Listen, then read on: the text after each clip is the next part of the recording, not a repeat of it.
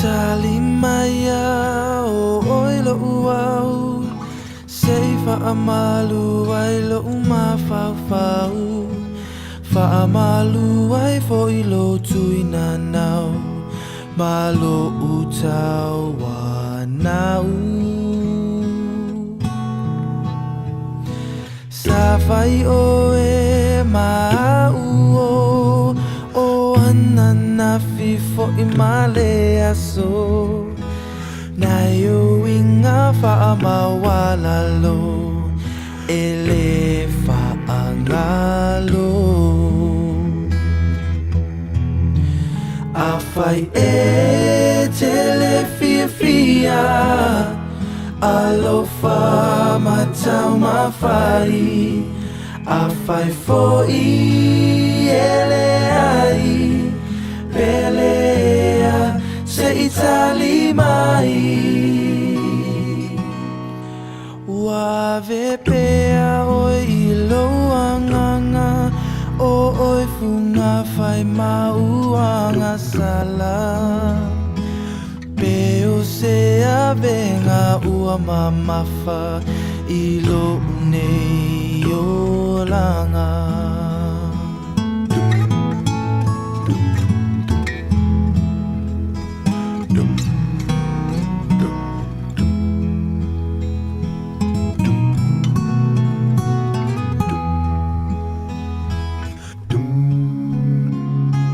Answer me, oh my love Just what's sin that I've been guilty of Tell me how I came to lose your love Please answer me, my love You were mine yesterday I believe that love was here to stay Won't you tell me where I've gone astray Please answer me, my love Oh,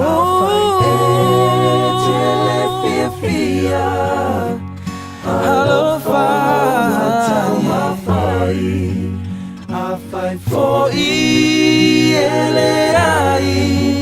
Pelea Se Itali mai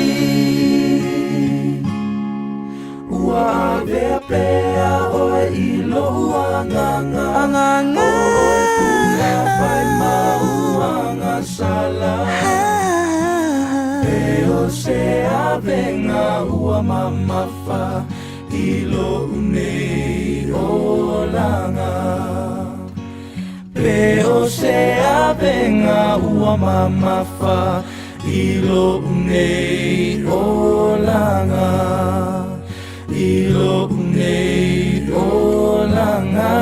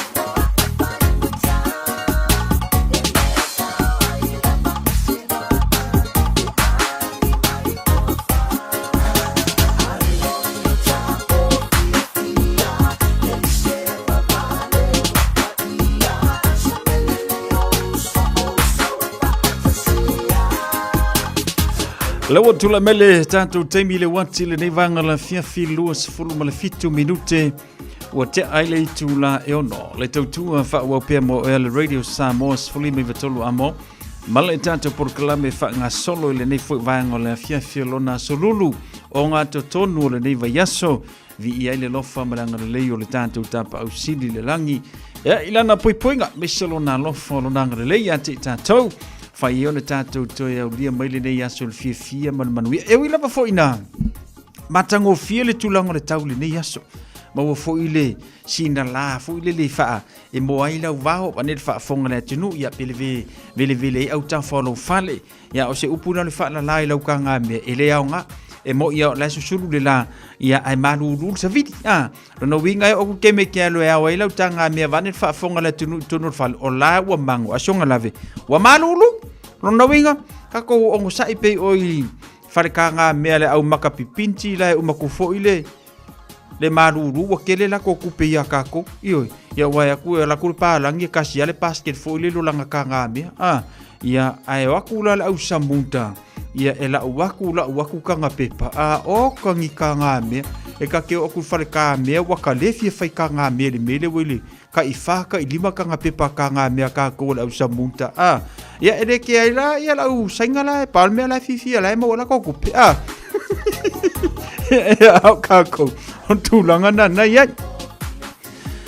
malole ala usuli tai au ese finga tau le tai militai au te usuele ngaruenga ya ta wa ya o le fa tai le fa malo ya te oe ya te fa pesa usu te ngalue ya o le lava ya le tulanga pe o nei ai ya le tato wa soifuanga nei o le tulanga na ai e te usule tai au te ngalue te alu le woli te ngalue e te alu fo ile afia fi te ngalue e sa o ilo pe ke e usu o ile au e usu o le po yo me umalanga e tutupu i to tonu o la ufanua le tunu nei pa penala tunu na te au mawai ma ngalue ngoli atu le whaftai ma le whamalomo o tau ia wan lava le ngā lulue puno wai a wale tau singa o tātou a inga wale mele nei avi ilo whamomua ia le ngata iau mea tutongi ia ai o sina se leni fwoi mo le tō ina ma le loma tua ia me se le tau singa o siu tō lua ma siau whanau o ainga le nai tau nei o si me ko koe ai ia singa mea ngai whakawangi ai singa ofo le lo matua ia pe fa tau nei sina se vai o sisi ka mai kiki ia pe ke alu foi oi fa tau sina foi le ngai mea o nga mo oi la mai ia tu longa no so fonga le wa tanto yai fa malo foi mo tanto sa nga fa manai fa nau el neva yaso wa ia lava foi le malulu o le tai au ia e fa tu tu na ma oi ia le lava onga tamaiti ya misio latu ofu mafana misio ko kingi ya ina ia mafana o latu tino ina ia telesi teimi fa pena ia ona mawe pe latu le mafana vao ia ile mea ta ole mai ia wa ale le lava tamaiti ia la fa pena foi ona e ngo fie le malulu ia pe ona ye ta tole teimi le nei fa tai fa malomo o tau sala usule tau ngaluenga a misi foi latu lo ngafa male tausio na ia tātou tua a sina na ia tātou mātua ia ave i eilu se lau pasene ave i eilu fai mele lei ia ma ave pe i ai le pipi i fa pipi i eilu loto ma loua lofa i le mafutanga na i le vale o ema seuta mama seutina ia pe a fa peo naua e ngafa ma le tautua ino la ua se lau pasene o le tautua le na e fa pena ona e awala mai e manuia ia mai o matua ia ona manuia koe foile mo luto lua mai seu whanau ia ola fia la ise mea popole ai a whapeo na i seu whatamala i le vale na ia e o ngā foile tanto por kalame whapena ia ona fangu ilo loto mo lo mawhau tau whapipi ilo loto mo lo wanganga ia i matua na mawai le ola matua na mawai le poto ma le tamaile na e te aka mai ai ia ele fa pela ala maua lo ia le poto markele ia au kupe maua ona fa ngalo ai le ona i matua ia ona ngalo ia tatou fa pipi pelo ma fa mo lo fa i matua ai si kau fa vai kiki lo fa ia la le ia ma la o va pipi ke de lo fai makua o lale ia ai ngalo ai lo tamama lo tindana e o la mai ai fai fa de le se o ka ko se yo nei vai ngale na fa mana tu mota tu le nei foi a fiafi malo le tau si matua fa felo ia tu nei tatu tamama tina matutua malo so fu maria ya ele mana tu mo lunga lo ia langa le o le tu so fu malola ya wana va fo le tau singo nei fa nau nai sunga i whawhiangainga mo lanto whaletua whaatalo whaatu lava mal whanalo whapena ona no pia i so se atunu meisi so se pitaru ona o le tua malona whingalo whaatalo whaatu lava mal whanalo whaatalo whaatu i pantele ma pantele te mai te samonike ma lolo se fumaruia a fionga i epkopo mo lanto so swani whaatalo whaatu foi ia i nei o lanto whaletua ia whaapitol whaatalo whanei au auna whawhiau talai a meisi na missionary o i lanto o foina leo la tua ya wale tua marona finangalo fatalo fatu foi mo na ia tato wo na ia tato paanga o fai malanga mai au te ronei to ai tau nu mai le malanga ma lo le malanga mangui wo ko kau mai wo maruru kele ngusi la ngelo ngawinga ioi o le fa misi o le paipa e ko anga e fai ko kingi ma fai ofu ma fang o po le foi nei langa e maruru le paipa ya o le lo tato tino mafuta mai lungo le tato awala fai le mulo sa pisi lunga la wala so se mangala ya fai si pisi o le nei afia filo na winga o le mauti masani tato lo sa ngale mu o fo titau sisi lo sa o ilisi temi ya ai fa pena na va ai lo sa ngale mu pe oni ye tato tau no fi ai mota malawa ya oso mai le lo makua fusi yaku mai kisi atu ya te ya ioe fai I love you baby ioe ya sa le fese ka me ai o mana tu ai le la unga le si fe la kule la koki a kongo fai aku yang yelo sunga fa fenga am ko yo le fie lo koru yo ya kulo fie aisha fa mai aso umo ke manga vai ia ke la ko fero ia ku ia ale mele woi makisi mal mele woi e le mata mai tai faula titia yo o mela le wokup a ula kul mako fale ele kisi melo ko lo ye ke e kisi mako kamai mai no winga tau nu le fale singa kisinga le mare lo makue fa fia no na mafau ya avela mai le teu fale le ia matu fale tu inga lu fole fa ma po mai lau mai le malau ya tau ta fa fia le na fia ninga le ya te oi singa kisi sitasi ya awale kuka manga yo le ngia fia ta yo se mai fatalo fam fa velo ine tanto pa angalo mafuta mele ni vangala fiafi sina leo malol so ifu maruia tele fata simai fatalo fatia amelia mikaele malol so ifu maruia luisa foi mono ayule mafuta mai malol ngalu lue fatalo fatu fo ya Cecilia tinga mala mo tanto por kalame malol so ifu maruia fatalo fatu le tanto por kalame le ni fiafi siniva te fela malor si fomruia fa taile fa ta simai siniva te fela sua lo fatu wa long time fo yo e atu siniva ya fa mo na man wi o malainga fa talo fatu ta hearing tu ina wo we ta hearing hello ta hearing mai melpone au Italia malor so fomruia fa taile fa ta simai fatalo fatu fo le tato por kalame le nei fo vanga la fiafi ya inicio la topi o mau male tato por kalame male tu le radio Samoa se fulima iva tolu amo male tato por kalame pe ona yai le nei fo ya solulu Felicivan saini tula epa malo se fo manuia fatalo fatu se uso ya wati male mana mea ya nesa io ko kiki fama singo e alu mala ngumela ngea ke le vili mai wati a se ngumela fo se fonga umi wo levan kakangi fa fia oka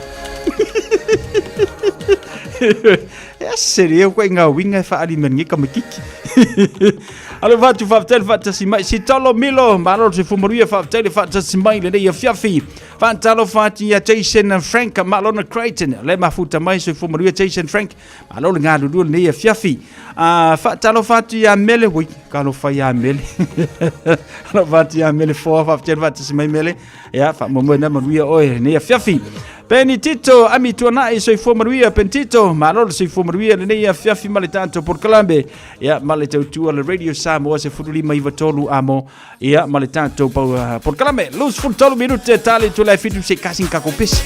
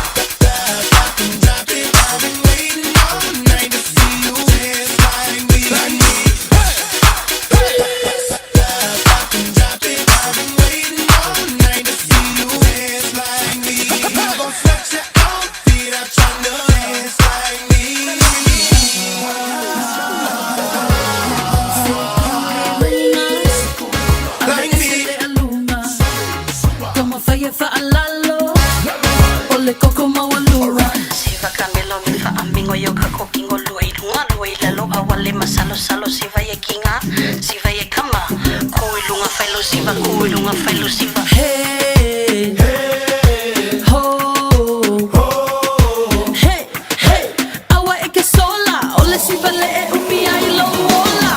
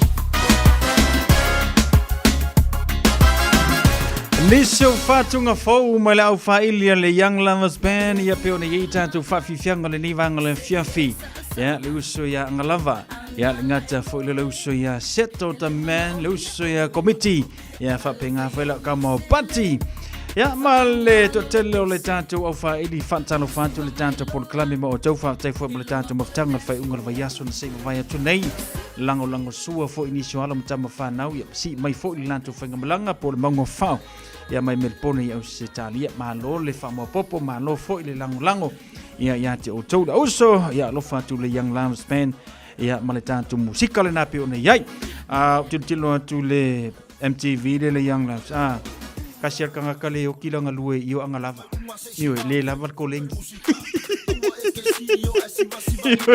makua ise la ko inga malanga lue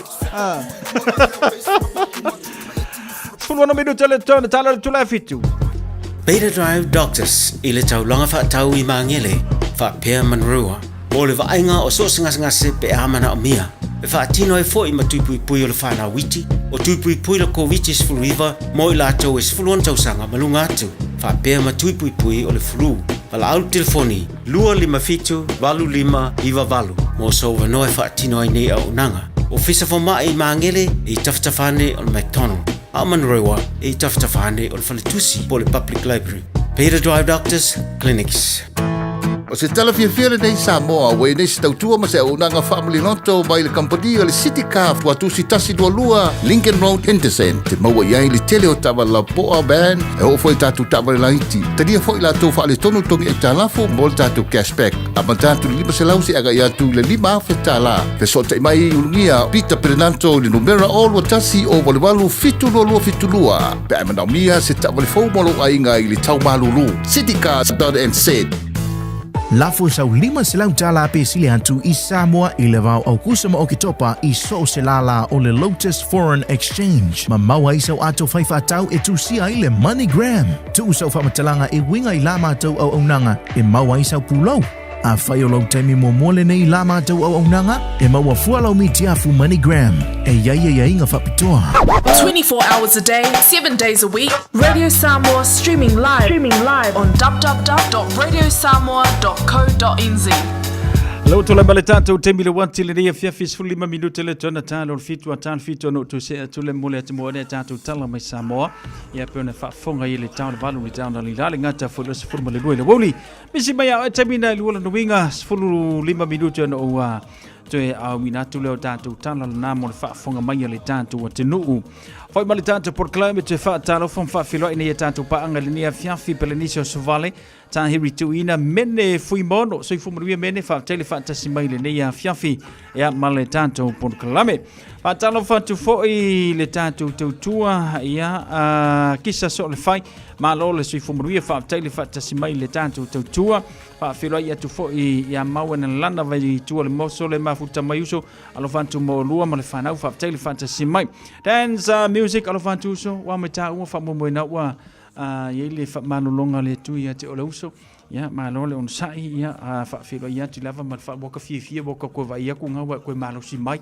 yo alo fa tu brother fa te le fa te si mai lo fa tu mo lua fatalo fatu fo de tanto por kalame ya salo samile mafuta mele ya fiafi ya male telo ila to pe ma male tanto por kalame male tua al radio Samoa flime vitolo amole ne fiafi male tanto por kalame lungo la wala foi fele molo sa fa mole ya ma tulanga pe ona yefe inga le tanto tru ya o fole na fenga mele ku ko la fiafi la fu sina ku kam nongi manaya yo nice ya wa fole malulu pe ona yeta to le ya sololu.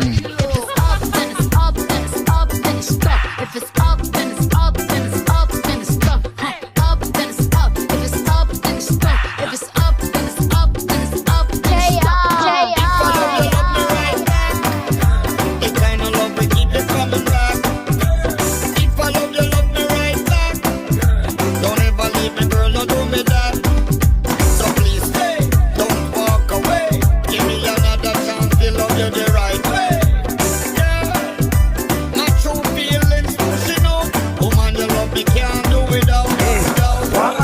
Maka mai sipa ba ai se aka mai sipa I wanna see what I what gipa so wait pale au ka lipa sipa o ya tango ya abe wait sam I wanna invest to my good ama e masan pa ai bangwa ai ya de lam how we do the loso so le se ya la ka ni vai to ni masi we keep out the lang ka ko so vai we o e pure le am skulaki Posso skulaki, posso skulaki, posso skulaki, posso skulaki, posso skulaki, posso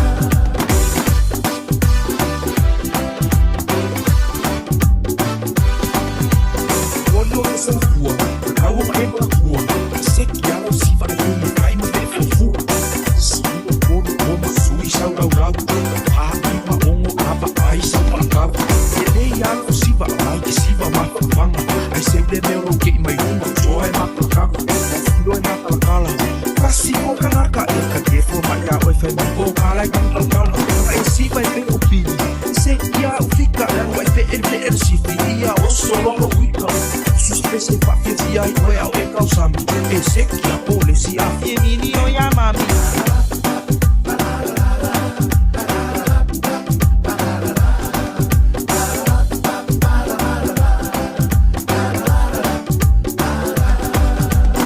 Oso mo fuanga e whamangalo me so leo Le peso rau a banco e whaidea mo so sao Lelo sao le bana waka waku le bana kau Karsia o lanango plea lo wama awangi e folau Mo muole ase e a close side on my kai Ai se for the stick lo wako e sawe au mai Le kio le peso so monga kukau nge mea walupa I suke riso lo pa aula walai no maliwi koro kon Se vede le yo lupa e lua au mai sao mai lo makai Awai lele na marikongoa ai ma au mai labai le pai Se sunga sawe fai mai Wai e re po mai Lo walofa mla u bese no le au faya Sao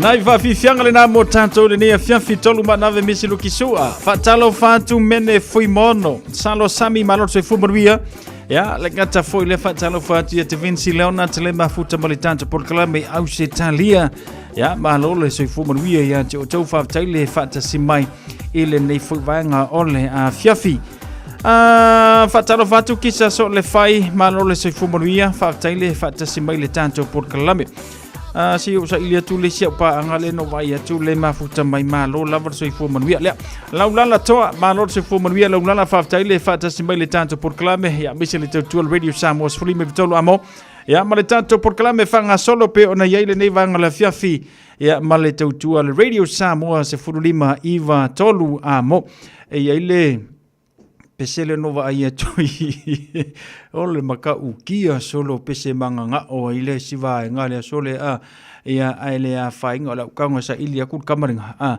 ya pe a mai ya na ya tatu fufanga pe ona i fole tatu tu ole ni fia male tatu por clame fanga solo ya al radio Samoa se fulima iva tolu amo oni ngale to tan fitu te fa salwino tatu tala mai Samoa Patalo fatu Queen Savelio malor si fumruia Chona Leota Famtele fata si mai lunga le tanto YouTube channel le mafuta mai patala vea malor si fumruia le ngata fo ile pela tonu mai pea ya le mafuta mai I papa kawai Wellington o so le tano fa alo fatu mo to famtele fata smai ile nei fo ya fiafi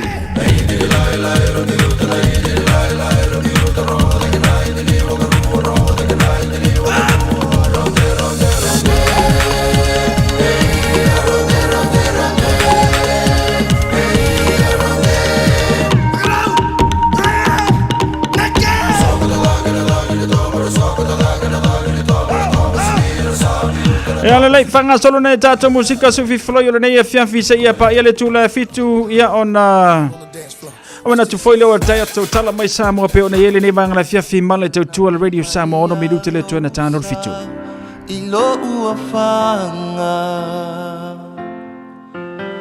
ilo ua inga manai o matua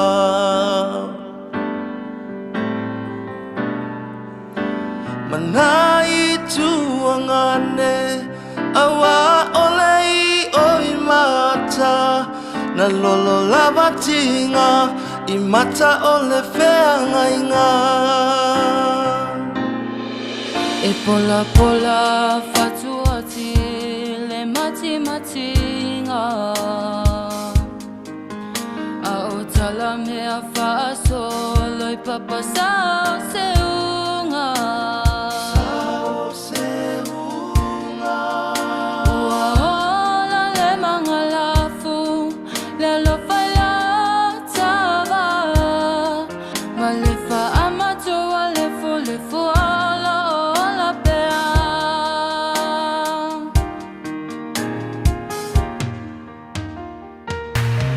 Pea pe si mai o matangi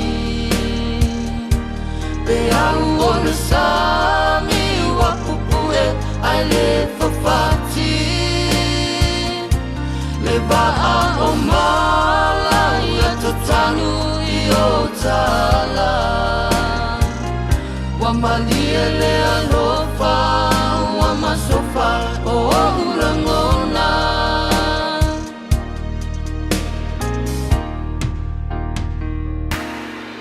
E mua mua mai mase E muli muli ni lelei I tala le lalolangi O ayu le matangi Se ala ilo lava O le lava o te mawhana whana Ai lava se iwi o uiwi o le aloli Tuli sota ua ai ne I tutu I le tai I tangi sia I le po Masauti o le po ngai Se a e a o taola Talaya no tanga o le polonga A e a o manu so solitulo a o mala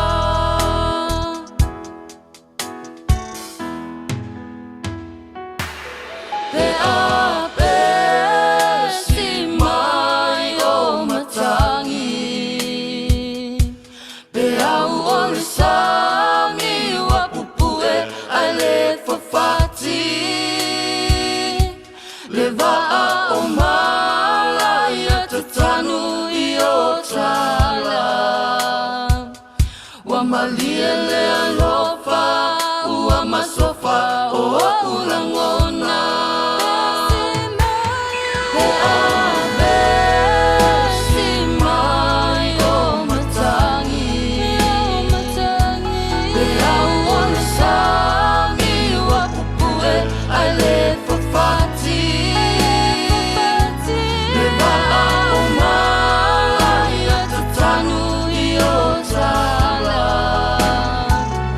Wa malia le alofa Ua masofa o ulangona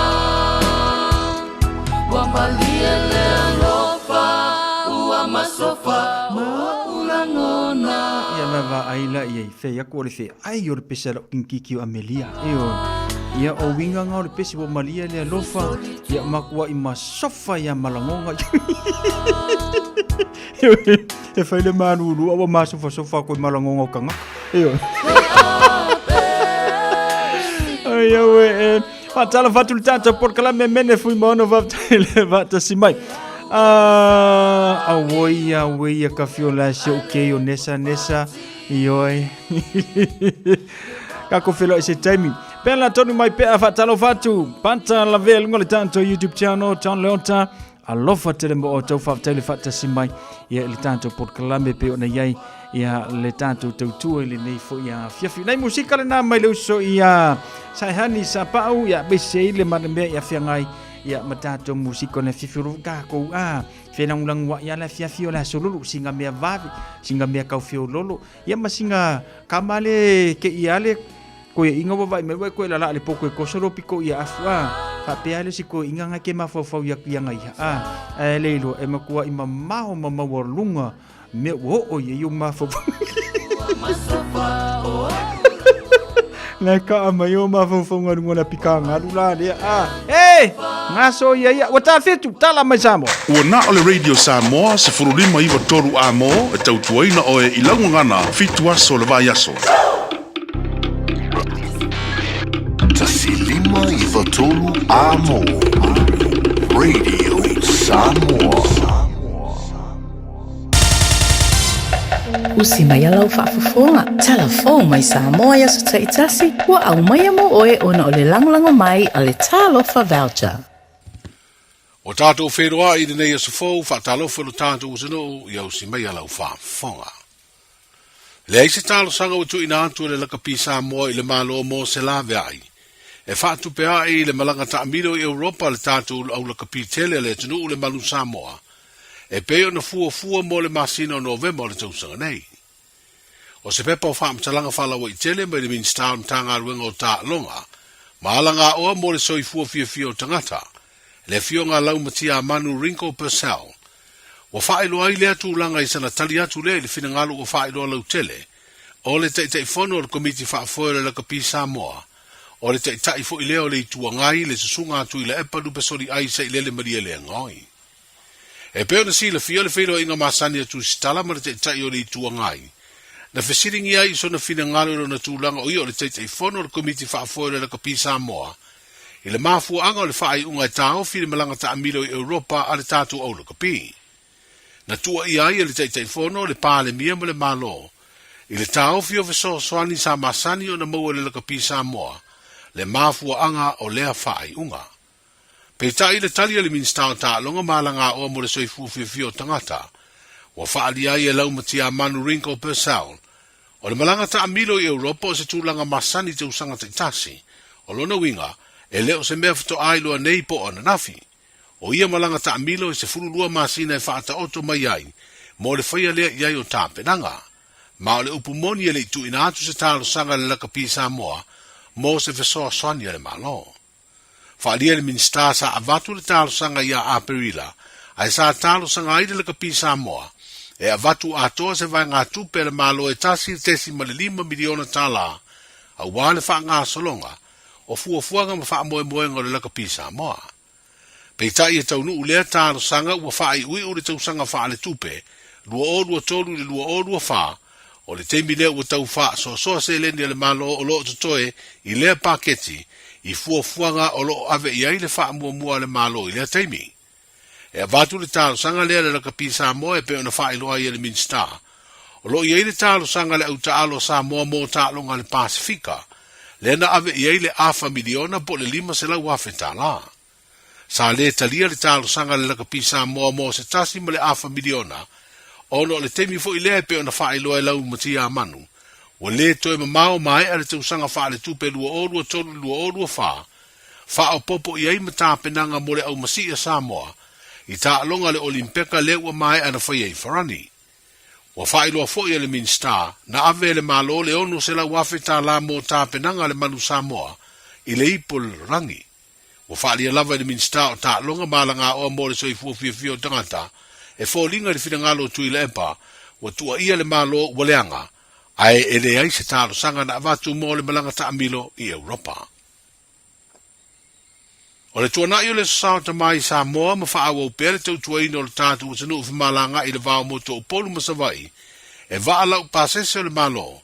O le asonga fuana li poti ai se wha lave na tupu i lunga o le vao le MV Samoa Express lua, na manu ai se tasi o li seida o le au vaa. O whaalia se mori mau se tangata na malanga i le malanga lea vaa mai muri whanua i sāna longa. O le whaala lave na tupu ina ua oso se tasi o loli sa i le malanga le vaa, i le ao po se tasi o vai o le seila.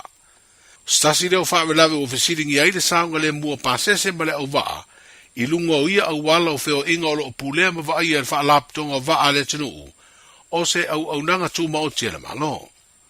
O fesiringi ai fo i maa mio anisi o ave ta vale le teimi e wha e, ma taunu ai le vaa. E le manuia tau mawhainga le pūlenga o le whalaptonga o vaa i se whaamtalanga, e tusa o le whaalavelave na tupu. A iei le tele tununga o lo whanga solo, iei se sue suenga, e le ngata o le whalaptonga o vaa e pūlea malanga le vaa o moto o polu masawai, whapea le vaa o pia mapangopango, ai o lo whaia fo iei sue suenga leo leo. O le whalemai tua sivi na whaavave atu i aile ali i seila na afia ni manua mai lea whaale lave. Na pau lea o le whaale na tupu i lea so mano o lo lea so sao tama i lo tātou o tino.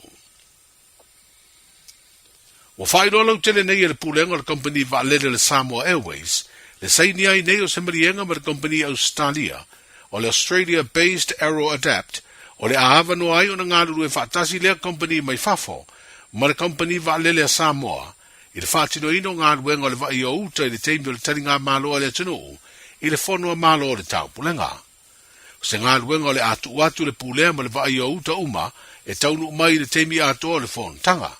Whaalia le Samoa Airways o se teimi tāua lea, i le tautua ino le tō tere o tangata o le āmalanga mai lea tunu mo lea whono whaavā mālo, mai tāua te lea i le vaia le leo uta tangata malanga. O le ālea o fia i lea marienga, le tautua masani le company vaalele Samoa, i ana paanga masani e peo le malanga vaalele le company vaalele le Qantas, Air New Zealand, ma le Fiji Airways. Po iere tel tenunga le ofisa siri o pulenga le Samoa Airways, le fionga whaua o tāua whatu tieru, o le whainga paanga e ala le marienga o saunia nei mar company o le Aero Adapt mai au Satalia. O le atu whatua i le au whainga ruenga le company vaalele Samoa, to mai maanga waa, ai maisi o le si le fio tangata whainga ruenga o le company, e whaatino ai le au aunanga mo le vaia ma le pulea le leo uta vaalele tau nuu, mamalanga ese ma Samoa i le teimi o le fono, a malo le tau pulenga i le masino o ki topa. E leo te mau au suia le fono masani whaale tu sanga, a tai o malo le Pasifika po le Pacific Islands Forum, o le a waile usunga fono Samoa e te ia le fionga le te mai te panemia, ia mao se fono tanga, o le a tele ai nisi o mata ubu tau o le a talanoi nai. O nisi o mata ubu o whaelo le a soala upule le fono a tai o malo le Pasifika, i le whaai unga o le masina nei, o le ofia tu leo nisi o tunu ulaiti o le Pasifika o lo avea ma Territorial United States, o tunu ia o Guam ma Amerika Samoa, e avea masui o le fono o malo o le Pasifika. Wa fua e whaatatia le lau a fono a tai o malo o le Pasifika i lea fono tanga, le mata upu lea tunu o New Caledonia, o se Territorial malo o Farani le Pasifika, ma tūlanga i vivesi o lo a fiai upu whai o lea tunu. O le fono a minstar le vai fafo le Pasifika na usui e Fiji, i le vai aso na tenei, wa whai e le unga fono e malanga le pale mia o le malo o le atukuki o lo se ei nei le no foa, o le teitei fono o le fono malo o le Pasifika, ma le pale mia o Fiji ma Solomona, e whaatino se sa vali e whaataletele no aive singa i New Caledonia, a o le i usui e le fono a tai o malo i Tonga. O le avano o lea sa vali o na ubo iaise i o enga le Palestine o Frani, e malanga se sa vali e malo o le Pasifika e whaataletele no le vala, o lo a fiai upu whai o se tasi o territory o le atunu o i le Pasifika. O le tūlanga lo a fiai Papua i se sifo po West Papua, lea o lo ilalo le pūlenga le malo o Indonesia, o iei le teltonu o seisi leo mata upo le Asias i ei tala noa ngā tai, o malo le Pasifika i lana fonu tanga o sooi nei i le atunu o Tonga. O tala i o le nei aso, Malo soifua, o le sia fufonga Samoa, Radio Samoa, tasilima i vatolu a mo, se kia Radio Samoa. E silia ma le se laufala o loa i Samoa e mawhai ona whaanga i le talofa voucher mo whaatanga alu a inga. E le atua lava se 5 minute lafu antuai mai New Zealand, Australia, Amerika, mai si antunu. Ai tau nuu i telefoni maolo e whaanga le talofa voucher e whai e le whaatau. E mawhai fui ona tungi e tuai le cash power wha le pili o le vai iso o se taimi. Angai loa i le www.pacific40.com e lafu ai se talofa voucher mo lo a inga i Samoa. Mo nisi whaamtalanga vala umai le olua tasi o valu tolu, lua tolu, po le info@pacific40.com. Te whasalawina nao tātou tala mai Samoa, sau nia mawhanga nātua le Suia Radio Samoa lo ngā lua mtautu mali tātou te rūri tō whautanga vaia tipi o tunga vaia, sona whapoponga mulu le nei fo ia solulu, se ia le tāna valu le aso atai au, o la mwhana te maua seisio na whapoponga o tātou tala mai Samoa. Usi mai whafonga sa vainga zi le tātou tala o le tau le ngata furo le ngata i whalo le tātou o tenu, ka Leonard whainga whaiva ripatia mai mo tātou le o ngata tonu o le nei fo vaia so. Talo tau mo tātou wa ia le pua o le tau na le lafa te se fui mal susu o le savili peo na iei ia le talo tau mo tātou le tai au o lona mafanfana whaatulangaida mo tātou se fulu tikiri o lona marulu le wa whaelo mai mo tātou le poa na nei ono ia wa ia foi ia le langi le leo le tulanga tau mo tātou le wauli whapena foi le fiafi o le so. Aso atai au fa mawina sfulu tikiri lona mafanfana tu mau pelo na marulu i leono ia peo na iei la wa ia foi nei pua le ngata foi lea langi le lei niso teimi la atu whatau tau niso vaenga o le tātou tenu upeo le hele talo tau mo tātou le nei foi ia so vaiaso. Whanga solo atu le aso wharaile se fulu tikiri lima lona marulu ia le wa matau na marulu tele tātou masalo pia o le masina munbuli nei o le marulu pia talo sia ia le lofa o le tua. Ala tu mau pe vainga matango fio le talo tau mo tātou iau kilani.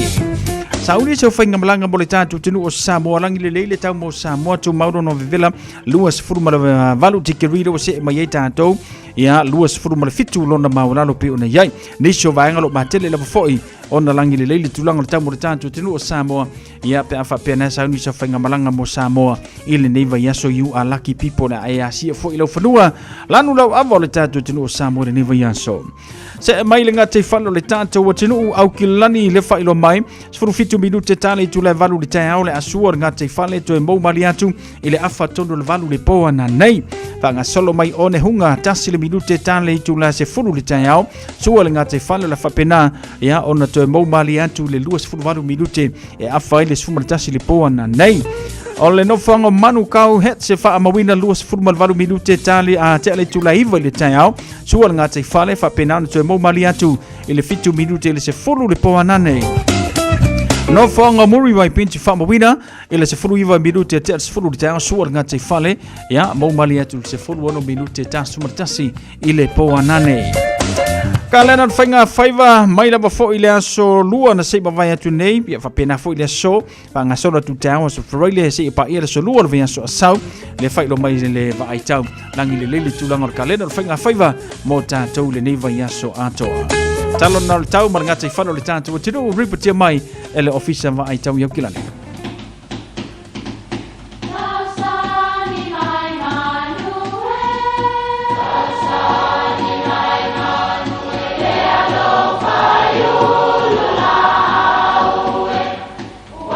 E o whanga manu i ululu o la au, awa e whawhanga i funga o la au.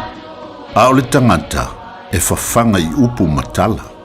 O le mawhileo o alanga upu mamuanga ngana Samoa maona whaapongai e a fua i lona sio mianga.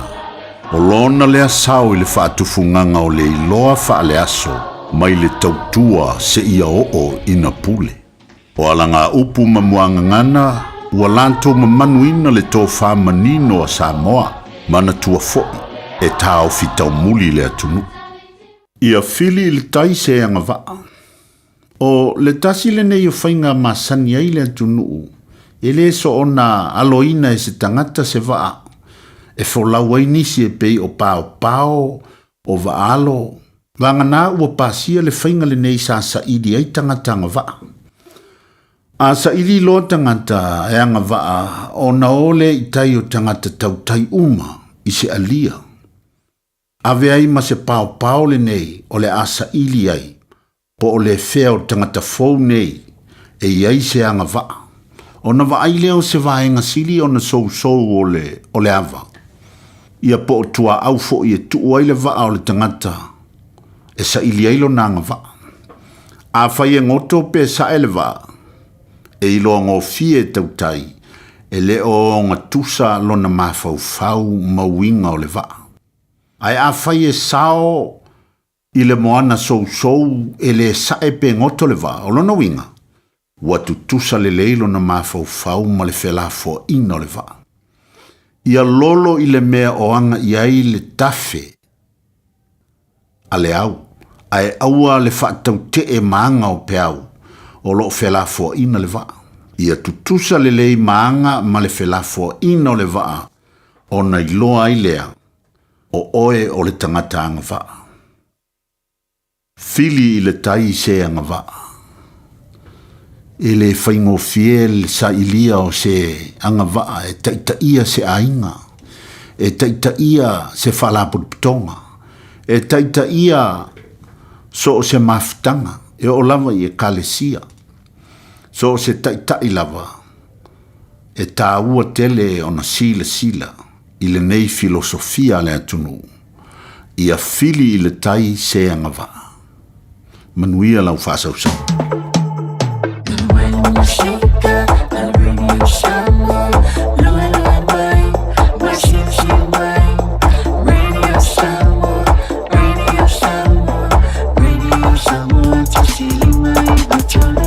Radio Samoa.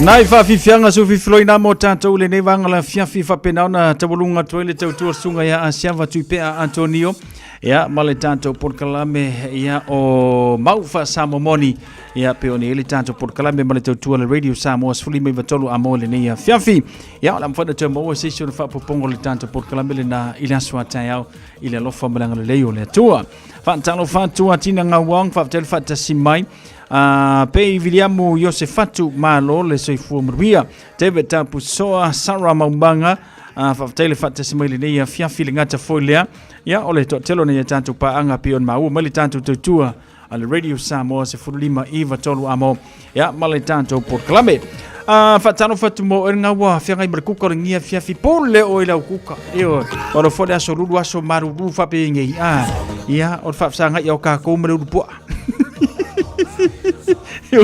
eu mangelo lupua vili lo mara fa ngile so kaya wa mai elanto fenga mngalwenga le ne fiafi po matou le si fipo kalo fai ai fai le bula fiafi lanto fa talo fatuna ya o so security malo le ngalue ya mai fo le tu sanga le bule le vai tau fa ale ko ngat pulang o so ifuanga le bo ye tatou lo so mara 10 minutos o telefitu manatu le mafutana o ema o ema na tua maita o tu mawita ilo fatu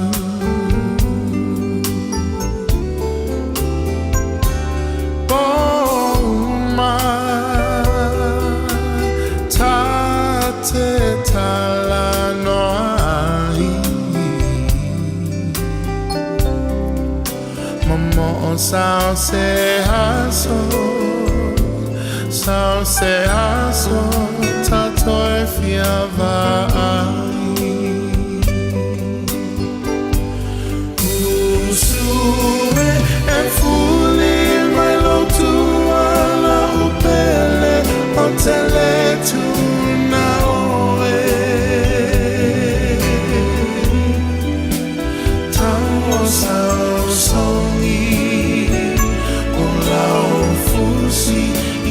mana tuai Usue e fuli malo tua le polonga tale lava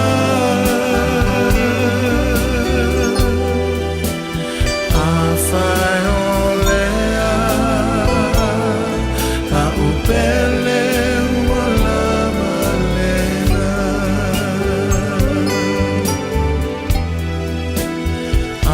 fai olea la upele wala malena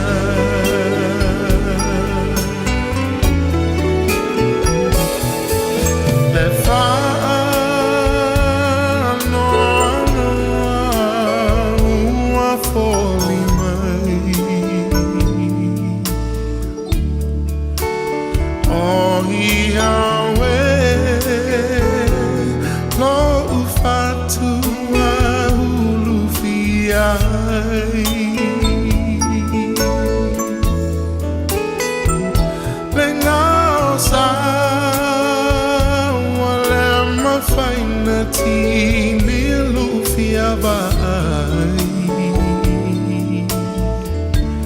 I find why every to my le fia wa ina vibe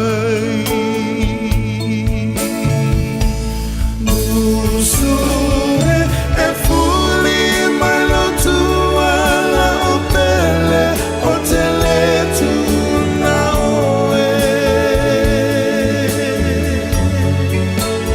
tau o sao songi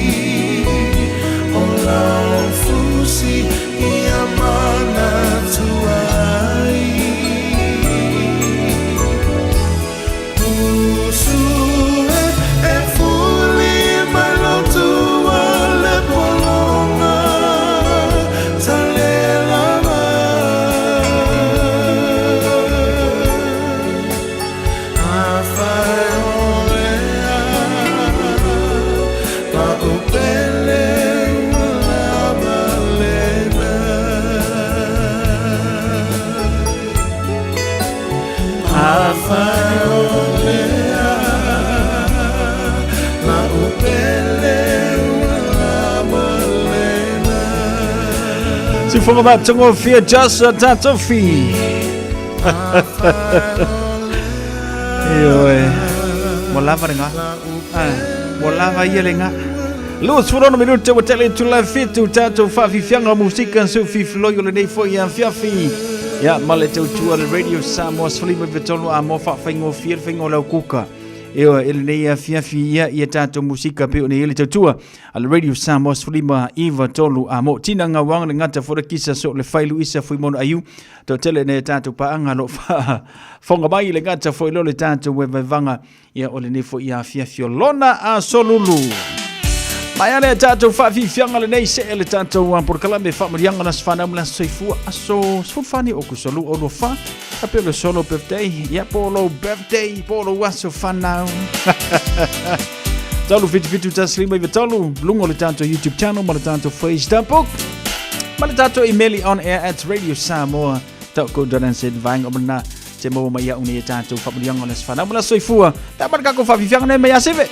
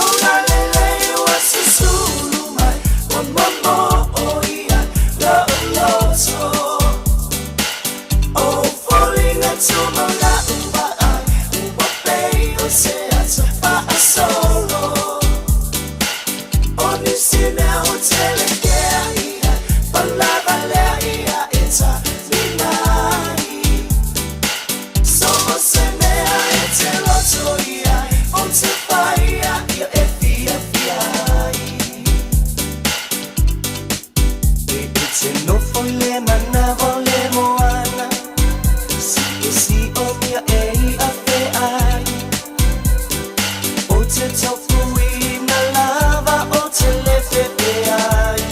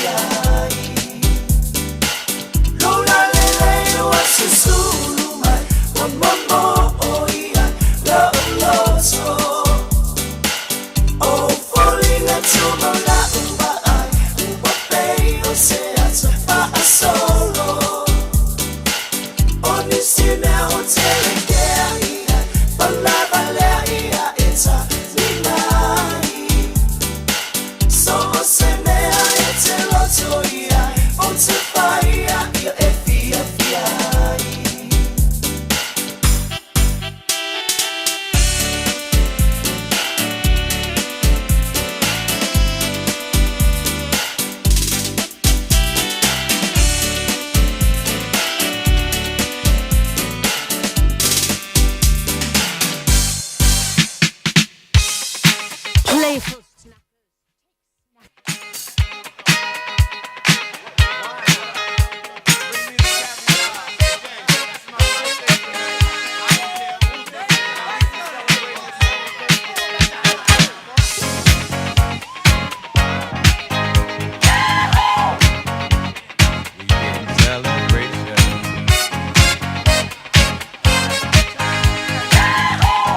Atala fatu sara manga malola se fumanuia le nei vanga la fiafi ya tanu matata por kalame le tami masani pe ona ya ile tatu fa madianga la sfana mala so fuile so aso sumar fane de okusolo o fa tatu o bia mai le fa maranga le leo le tua fa pe le solo waso fa na mo wolo wa no te vala mai ai tolu fit taslimu vitolu ya lingata fuile fa fa so tai mai lungo le tatu Facebook page lingata fuile o le tato YouTube channel le avano atu mo o le nei fiafia por tato email foi masani ai on air at radiosamoa.co.nz ma o le le foi le famdianga le sfana mla soifua ile nei foi vanga la fiafia le tato leina o avano mo tolu fitu taslima iva tolu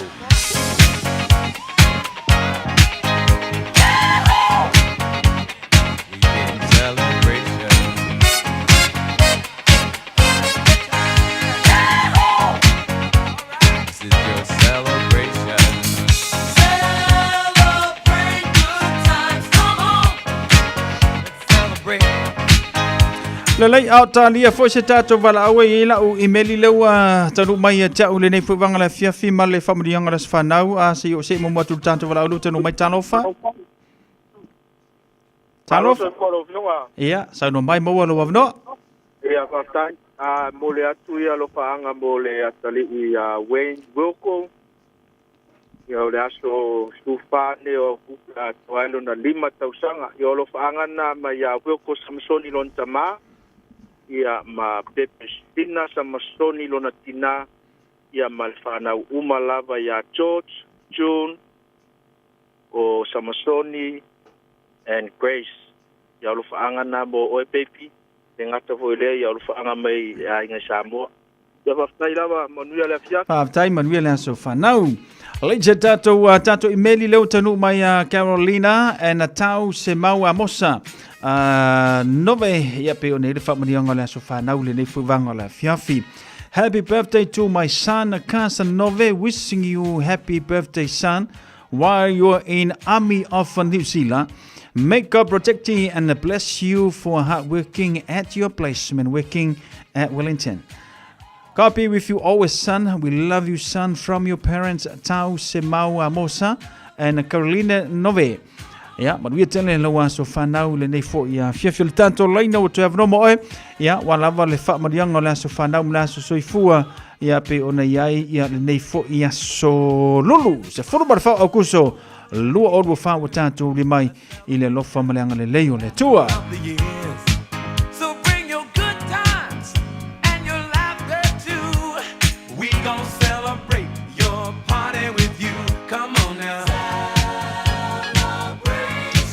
Le tia so fana lo tanu mai mo ongo ma wanganga ma via le tua soifoa ona ua mafai ona ulia mai oele a fafine lo tolu sfuluno te sanga ne yaso fa taila na te singa mo oe ona ne te sanga tele fa taila na fa mano longa mo oe alofa le tua te fa popo nisi te sanga se tele mo oe te olai awau tu te tau ave te tonu lo ainga a mai se tu te o lo fa ngai nai te tonu ringa wenga le tua alofa iso se tansi matau le tua to anga le lotu ya o te tatalo le a upengo le sili le mo oe alofa anga mai o matua David and Jacinta Masanga o sisters matutua Marlena Smith and Naomi Afamasanga Jacinta Ngaselo brother ya mai au se talia ya Alex and Dilex Afamasanga a mesero e kale sia pele Image of Christ Ministry AUG Pankuranga but we tele lo waso fa na ule ni fo ya fia fatu a David ya male fatu fa tele fatu simai le tanto por clave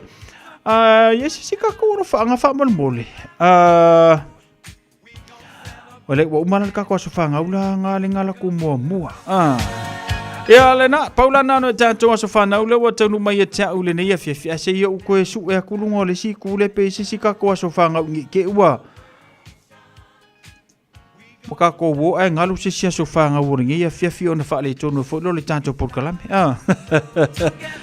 Ai na lava mo na I minute na ia mo le tātou whamulianga o le whanau mula so soifua se usa ili atu pe eisi se tātou waso whanau ale ai ia lo nui ngana paunau tātou waso whanau lu batanu mai ia ile lo whamalanga lei o le tua paula nane tātou waso whanau o le nefo ia so sifuru ma le wha ia waulia mai le lo whamalanga lei o le tua ia ile nefo ia so lulu sumar wha le o kusolu o lo wha vi ile lo whamalanga lei o le tua lanto umalava pe o na a to mai le soto wa so fanau ia nga leile to mo o to fa popo ni si aso se tele ngalu male mana to manga lina na nai happy birthday beautiful Serena for ese God bless from your family in Wellington man witele lo wan so fanau male pulenga mala fengolenga radio Samoa fuli me vitolu amo alo fa tele mo o to ia ma talo le tu te mo ni si aso fanau se tele ia mo le nei fo ia so I whanga mole o langa wa tātou ia.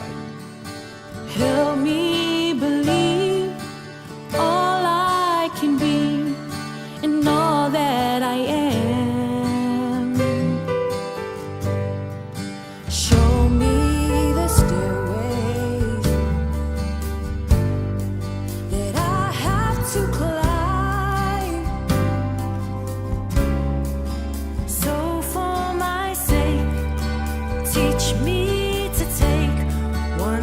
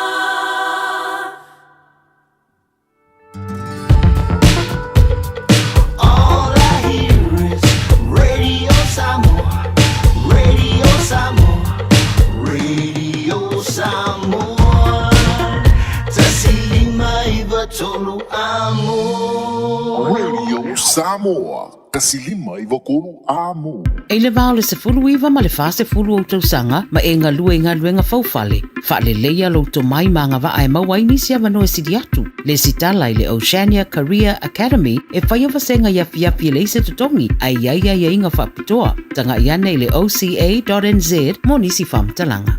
Afia maua so sa Omega ka Lianga loi moa Omega ka Sabale tau mo fie Omega ka Fili mai loi le Omega ka Omega Cars, lua selau Diabetes Drive i Manukau. Po le telefoni o iwa lua vitfitu 5 tasi lua. Susu mai Manukau ne Omega ka Umalole keisi le Omega ka Talofa Samoa, o lea ua sauni le tui sa mau Manhattan e whaafia tama i do lato waso whaapitoa. Ta pena mai sona la e mo le matu a loa night, le aso whaleile aso tolu se folo au kuso, na o le fase fulu 5 tala le tau. Ta tala le whaitoa ma le a for le 5 le afiafi, au mai tama e whaewa le tui sa mau Manhattan a loa night. A o whaafia le tui sa mau pen, i le Manhattan Function Center, i le iwa whaatasi ai Domino Road i Mount Rushmore. Monisi whamtalanga, pala au mai lis i le Old Watasi, o iwa tasi, o fitu o walu. Old Watasi, o iwa tasi, o fitu o walu. Radio Samoa. Taslima ivatolu amo.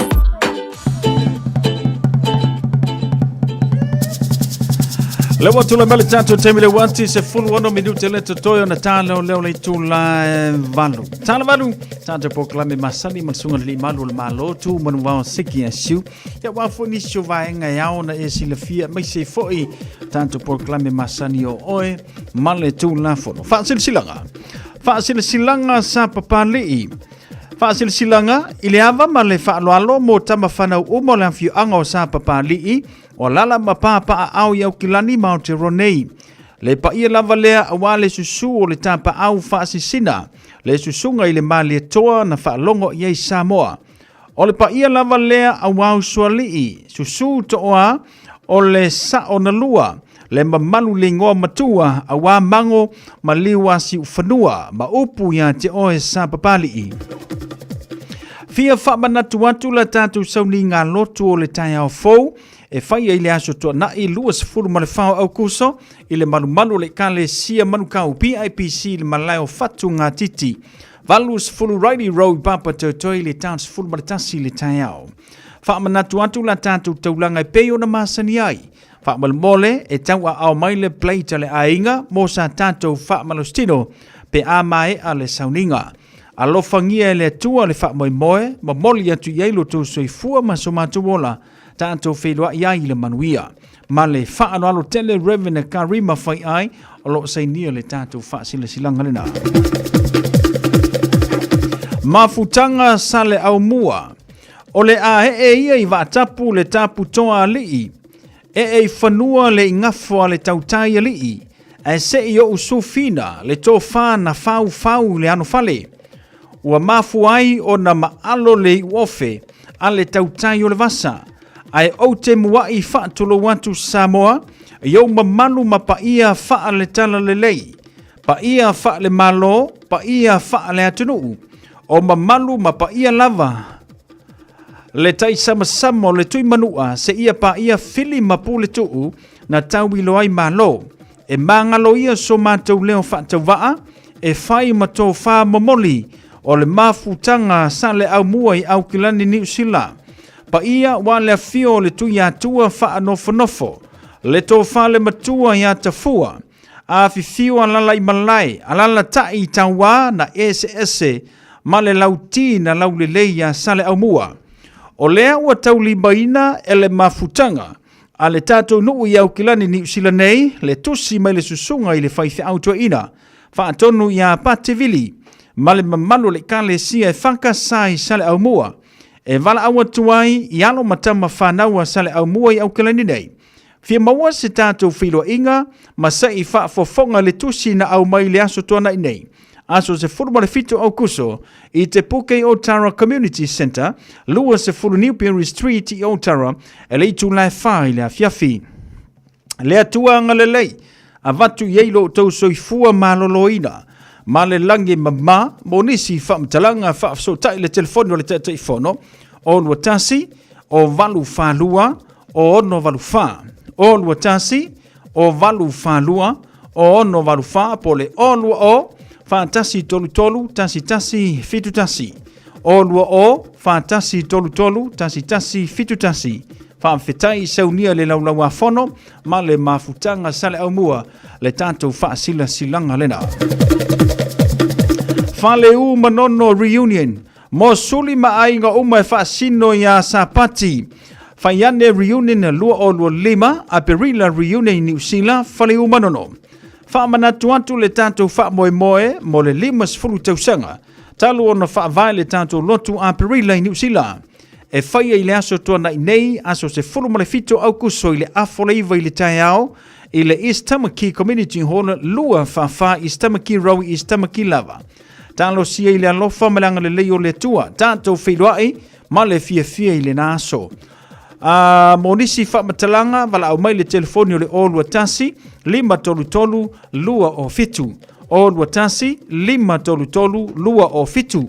Whaafetai, seinia le whailau tusi, ia tali whaaifo mo tiana futi te lea markomiti whaafoe, le tātou whaasile silanga lena. Team No Excuse Sumpa talofa Samoa, manatua le tātou Sumpa, a le team No Excuse i aso tofi peona masani ai, ile Omai Otara Music Center, ile taulanga whaatawa Otara ile afalono ile afiafi. E ulu fua ele eise tutongi o le nei Sumpa, su mai tātou fia ma whaamalastino whaatasi, awale tātou soifua maloloina. Mawale tātou team No Excuse le tātou siono pasela o Lendi Crescent i Otara. Mao filfili ma le tātou tusi o le songa. Awana ingalo saulo mingo le tusi o le songa. Whaatasi ei ma le lolo mingo le vau filfili. E mawai wha lupengo Samoa i sisifo. Tutuila mamanua. O disi o tala tu o Samoa waranga upu. O le matawhai o i le matai le whaingo wha lavlave. E pei o wha poiponga o maliu le o siu singo a inga. Fesila wha ingo paolo. Si i wha aloalo. Wha langingo i kale sia ma le tele o ngangana. O le whaadolonga, e fitu se fulu tālalo na tau. Nā lo fisa lava le Radio Samoa i le tolu pātolu ono Hopewell Avenue Manukau, e te maua i le tātou tusi le nā. Monisi whamtalanga, mala au le lua no lua ta silima i vatolu, lua no lua ta silima i vatolu, ia pētanga i ane le shop at radiosamoa.co.nz, whai mai eisau oka o tātou tusi nā. Mafutanga so whaatasi whai whe au Samoa i au kilani, e tali tonu le au auna o lo mawalunga pēa le au ino le masina i le paia mal mamalu e le au whaingaluenga tutofia le tua whale tua wha pēa a inga lotu ma a inga taitasi.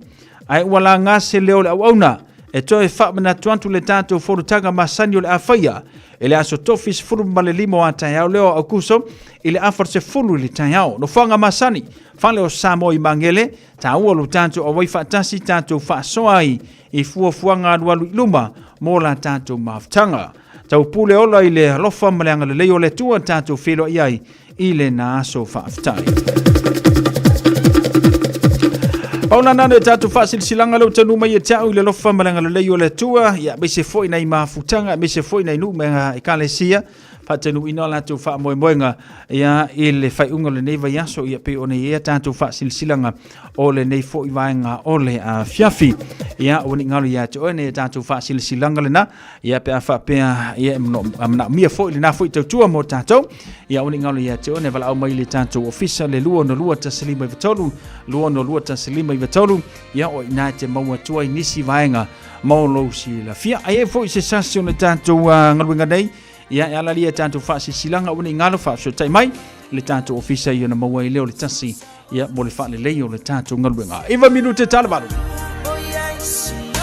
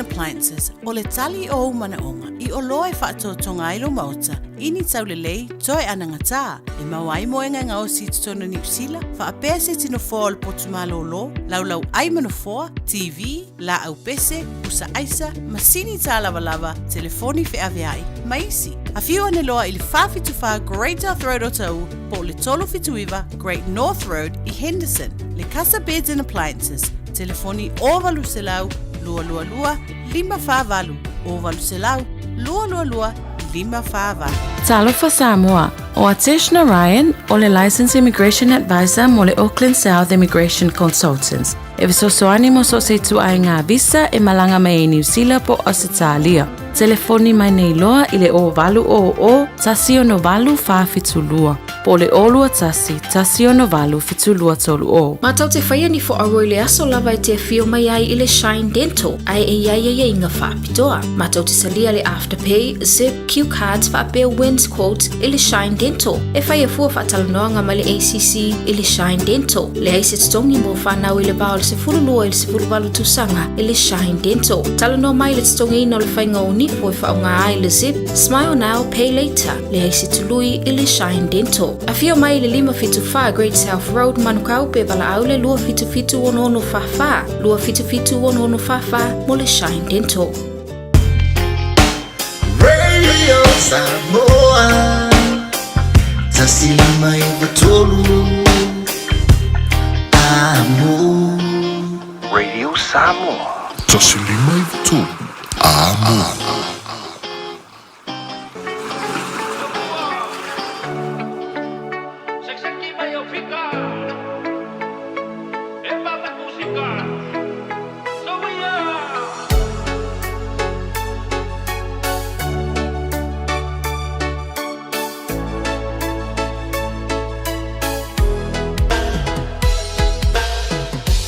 Tata malula ka o no suna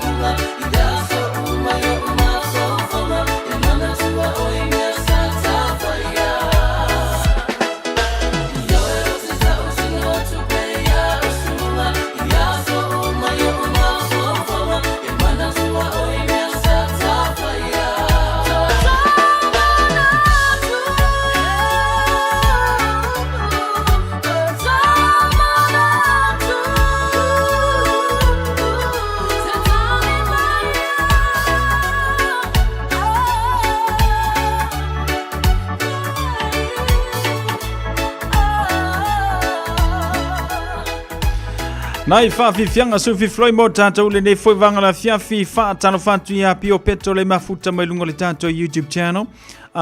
Fred Love Wati, malo sui fumaruia, Alpha Tamariko, malo, whaatere whaatasi mai Cecilia Tungamala, ia mai lanto umalawa peo na maua mai le tātou tautua, ia al Radio Samoa se furu lima iwa tolu amo o lea ua whaatasi mai le sunga le li malu le malo. Ia peo ni le tātou pokalame masani ia so lulu wa ia so te tasi o oe male tūla whono. Ia o te tautonu foi, ia o ngai ua makua e kausia le tūla whono. Ia peo na masani le tātou tautua ma le tātou pokalame le nei fui vanga le fiafi.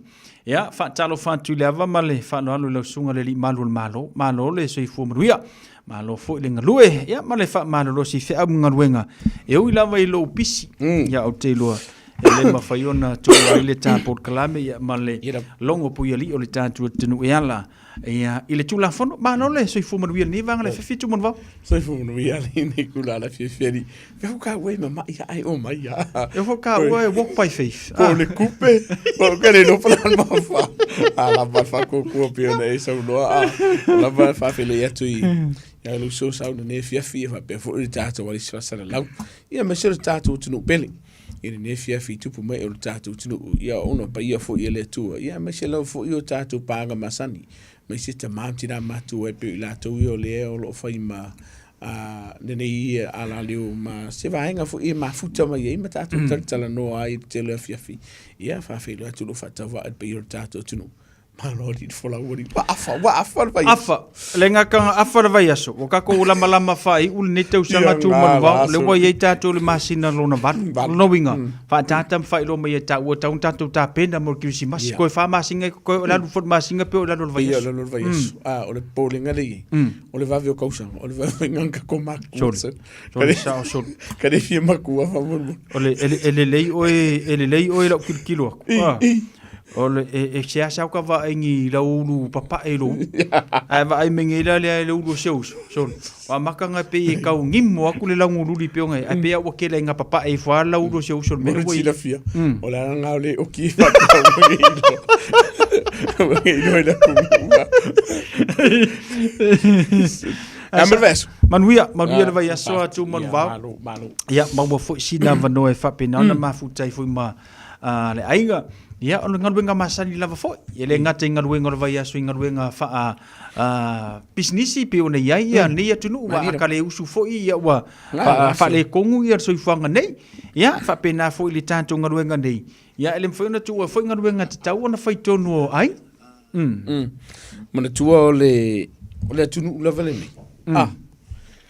e whainga ruenga kui fa fon manu dua e li si dea vai e mo ina fo ia po le arfa mai e de pisi vai aso a kam fa ia fa pisi fo le su er kupengo fo kongo fa de e fa tai fo le tu e mo ia le kipisi Ani me ko su no kingo ri wa kinga o le ri se fo ka u apipi ia amen ia ile molva ia a mai ile tu na fa manu ia e u ia sa oi bo on va vel te sanga va fo ngango ko maku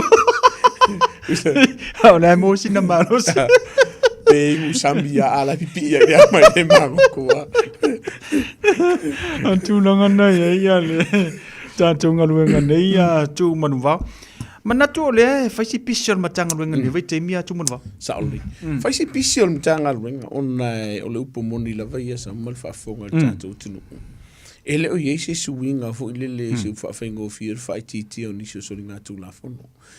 Olo o faila va le vaenga fo leo le fa tup la yo si son ngatu la fon ya a sawe markama fo ya ola nei fo lava ya so ya fa isi pisio le mato fo mtanga lunga ma le tu mtanga lunga pacifico lo mato ye ele ngata ngalunga masani lava ye pe ona masani ya so taitas ia manisi fe o ngaluenga fa popo lo ye ono le mana ongo tatu tunu mana tuo le mato fo ipitola o sa umar fa fonga tatu tunu e fuale alo ma ko le mana ongo le tunu tala fati itai ia ona ne yaso ia male mana ongo mai nisi o a ongo fo le fia fa yeni fa tantano nga po sine fa po se vai nga fo le se presentation mo alo ma fa na o fia leo ia o o le aso atai au ia fai fo ili si fo i whaatatanoanga manisi fo i o le atunu ue winge ni patau pula vai ia mo te tonu whalapo patonga.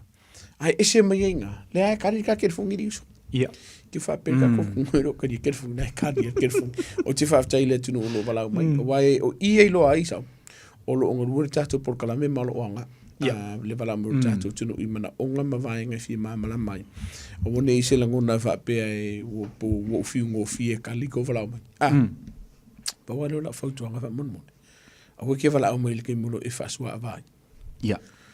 Mana ia lo walau mai tātara no malmalama. Mana ia fo i o le taimi fo i le lem whau no whaarua sau.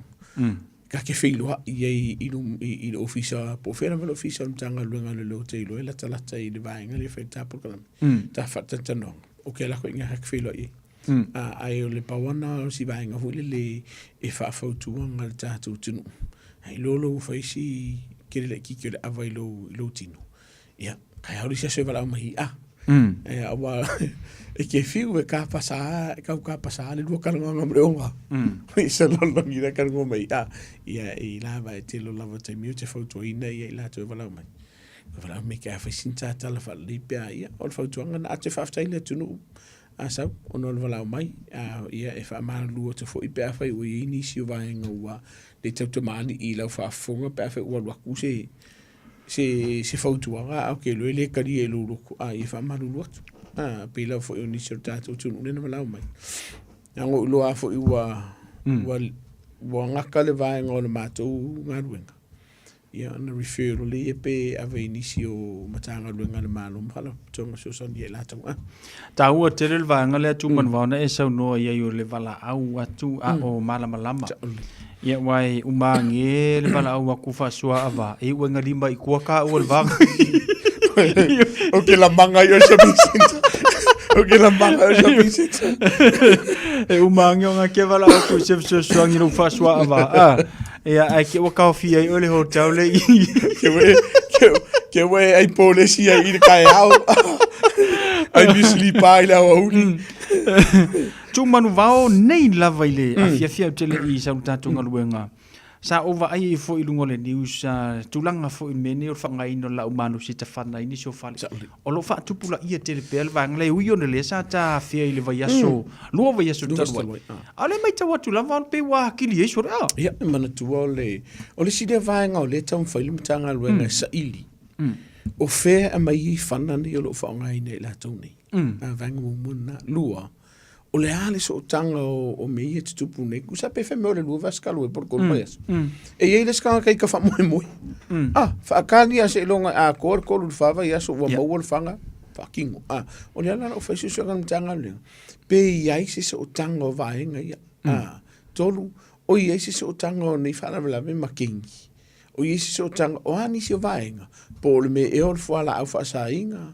po le me e o tupe po le me e o le sa ilinga o le pule i le vao kengi wale upo moni ao lo i nisi o kengi o lo tau we vesi le te mine le to e pomala e le ana i a nisi fo i na mari liu mai nisi o kengi le ana na tanu i le vesen se mea tini montu atu o lo na winga o lo i al vaenga le o lo fitana o fitena i ma le tau i masui o le ingala le ki kero mkanga luenga e ia si se o tanga o vaenga au le upo moni ia i le lau telo le atunu usau o lo usau ngale mu mea uma o lo usau ngale mu mea uma pa wale o le fautuanga le mtanga luenga e si la fia po ue i lo se me o tupu o we keble ka ufi mili al mtanga luenga le loe tato numero masani umona batu lo fengo tato por kalame lua fai ke si la via o seisi o lo usa i die leo o le i no fali po lo lao po lo mota famon moni binim kanga luenga ro wala upo moni ia o to tele la to feir vaenga le o le fa la fi mana na ila to yo lo fe so nga tu la fon e ye vaenga tu la fon e o no moli ai o pe a faile o e fi setas o lo sai di tanga luenga le on so nga tu la fon malo faftaia tu man va mo lai nei vaenga la ese mai fa la ve pe o masani ia tu man va lenga kai le va king ia manisi fa la ve lungo le awala ole ase talia tu mtanga luengai fa la ve ile loto I falo ai o tau fa ititia Ya, mana tu ai. E se fo ia ngo ia fa vela. O le tilo te e tau no si le tunu. A ma wa lunga le a fa i nga lunga wo il mtanga lunga. Ele unga lunga uma e unga ona afianga lo ya. A ma wa lunga fa numera o tangata o lo vala o mtanga lunga leo. E fa i lo ma ye. O lai le vai nga mo wale koe ka ria le mea fo le le fasi ama ngofu tulo sa mo mal fa fonga de fe fin nei. O le o ye le vai nga o ma fai o ye le talu tonu ngo tangata nei le o lo afie so nga tu la fo nei tonu ainga. A fai fe fe bo ka ngo wiri mkanga lo ngale lo mo sma psanga mo fa nga mo ainga. O se vai nga le leile. E le fa pe fo ila te mi uma tu mtanga lo nga. O nga loka le ka le fa te puale fa la. E ye vai nga te ona family ina. E mo ia la wahalu lunga le foi numero fa lave fa le ainga. A nisho fa lave, nga ka nga upua. A o lai o wa mtanga luenga. Ai se a pui a ele yo o na tele le vai nga tau tong fitia. Pe a o na honga nisho so nga tu la fonu. O nisi la so nga tu o te la so nga tu la fonu le o mtanga luenga le. O vala va yo ngari. O nisi vai nga lo pole mtanga luenga on o lo a matao na si I le vaenga lo sa wai no le whanau. Ai tonu o lao mauta. O lo whautuanga mātua maratato a inga maratato tunu lo whaafonga le whiawhini. O wanga I se mea whaapere kar kongura lo ka magiki. Leai. Sa sala I ele o tama titi whaapere ia e deka kia kar kongura leo. O le upo monia. O le keimi a e whai es whamtalanga a loma whanau la iti. Sa wai ne lato. Mingo ilo mkanga luenga ke mide faisu ngam fa mauti no le o sango le muna I tato fana light. Ia pe titiro fo la o fo itina. Wa pe e to telo tato tinu fa pe mai se malifari mkanga luenga lo kinga le ide o vainga na. Pa wala le titiro mkanga luenga lo. Te le yo le avno malitemi e a fia itina na ile utamai sa wanga. O le vai ngala le ia o nga masa o le upu moni ai fika fa ma fo ye sa ke do ala kikingi si o vala au mai ve singa tonu ai nga mtanga lo nga por se fulu ile sifi ia fika fa ma fo la o se fulu na sifi ai lo sumar fai kula e pe se me o le kolu ia sifi le valia ia kolu sfulu ile vai aso ako ola o fa kelinga ile masina ile tausanga ke le yo ra fianga lo ye pe yo vai ngala ye pe na ifsiringi o la yo ntanga lo ngalo fa o lo fa tupula ia pe ai fa tupula ia ise vai ngale leimo matanga luenga ia mako ilo ai be ia me la tupu tono ai ngalo fa tong fa la fefine tatu tunu o tatu tunu fa au ona Italia lo loto po lo fina ngalo le sawa ina oi o lo vaenga pito sili nan tau. Mana tua, ele o se tu ma se anga le tātou tunu ka fasi o ka kokai kōrua tulo. O tu la vai maanga le tātou tunu tai fo tu spaia. Ile o ina o le whanau.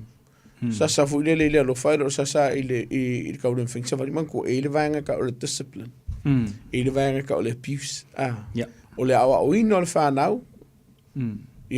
Ma le sa wai o le whanau. O vaenga I ese. Ai o te o ina lo tu sa mo mal fa fo anga pe o whainga o lau whanga o leanga ese le ton tupu le vaenga. O le vaenga la le whafta I tina I mata mafu o lo walau mai. O I se whale tonu fu le ono I lo lato manatu o lava fu le sa wainga. Ia o le whautuanga lava lai. Sa ili se fsosoani, sa ili se tasi tala noa ai.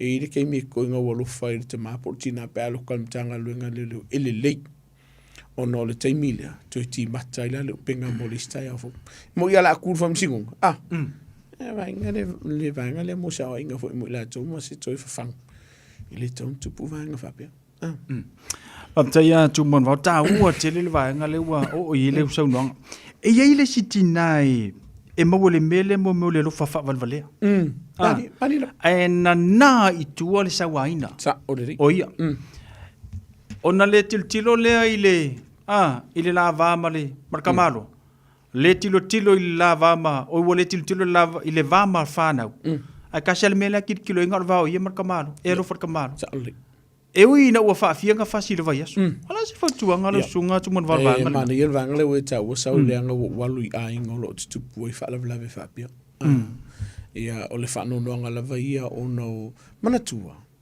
o taimi e tulu sa mo mar fa fo e sa wai ne le tina o le taimi fo ile fa la la ile pule le tama ilo na inga malon tolu sa isa inga la o le ta ua le inga le po fe fo pitonu sa o ri sa sa e no tala no ile in tina o la inga no I fa la ventu kera e fa festival to no falling or tina no tala no de tina ho le lan mo kalia do ma fo fau le vainga le pe fainga kupu mai a o lun no fu sa mo le wo mai o le fa no rongo o no le tali tina yo le kulanga yo le finge yo le uska I lun tolu ulanga yo mali e fa sia o ke ngofa I o te lo fa sia fa o ila le sa fa a fiel sa wanga le fa ile skanka ne yo la tu te tolu o le vainga pito silin tabo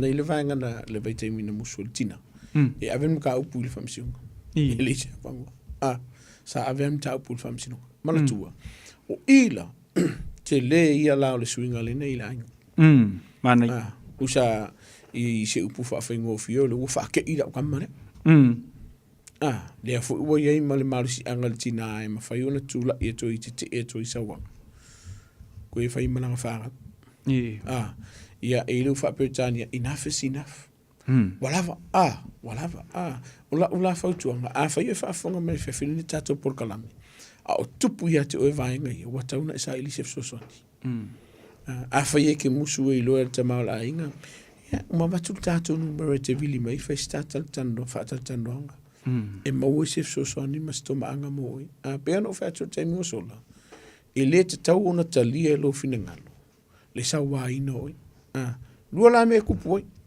wale ngata ina sa wa ina el tama ia ufa le ma fa lo mal fa le la amata lona su yelo mo wingo tamiti la tutina ia po tamiti fo la tutama pe fo tamale sa wa wale po monia sa o lo sa wa ina tamal te minni o lo sa wa ina na tamal te minni ia ona pole ona I te mafu le skai miki o le ver ku la fu ai batu toro puru batu la fa ftai I te ma ia o lo lava le ona sa e o fo itina e mo ia la ka nga lava lo musa ai ka un fa sa o sisi ta una vilin tanga lo nga le mo se ma pusanga mo e malu ai mala tua le la ko e va ku e fa mana tu tatu tunu e iai ni se whaatanunga mai mtanga luenga le lo mal famsinonga. E ua ye o ele malu si anga I te tonu lo ainga. Pe a whai o sa waina oe. E ile vaenga le ta o le police safety order.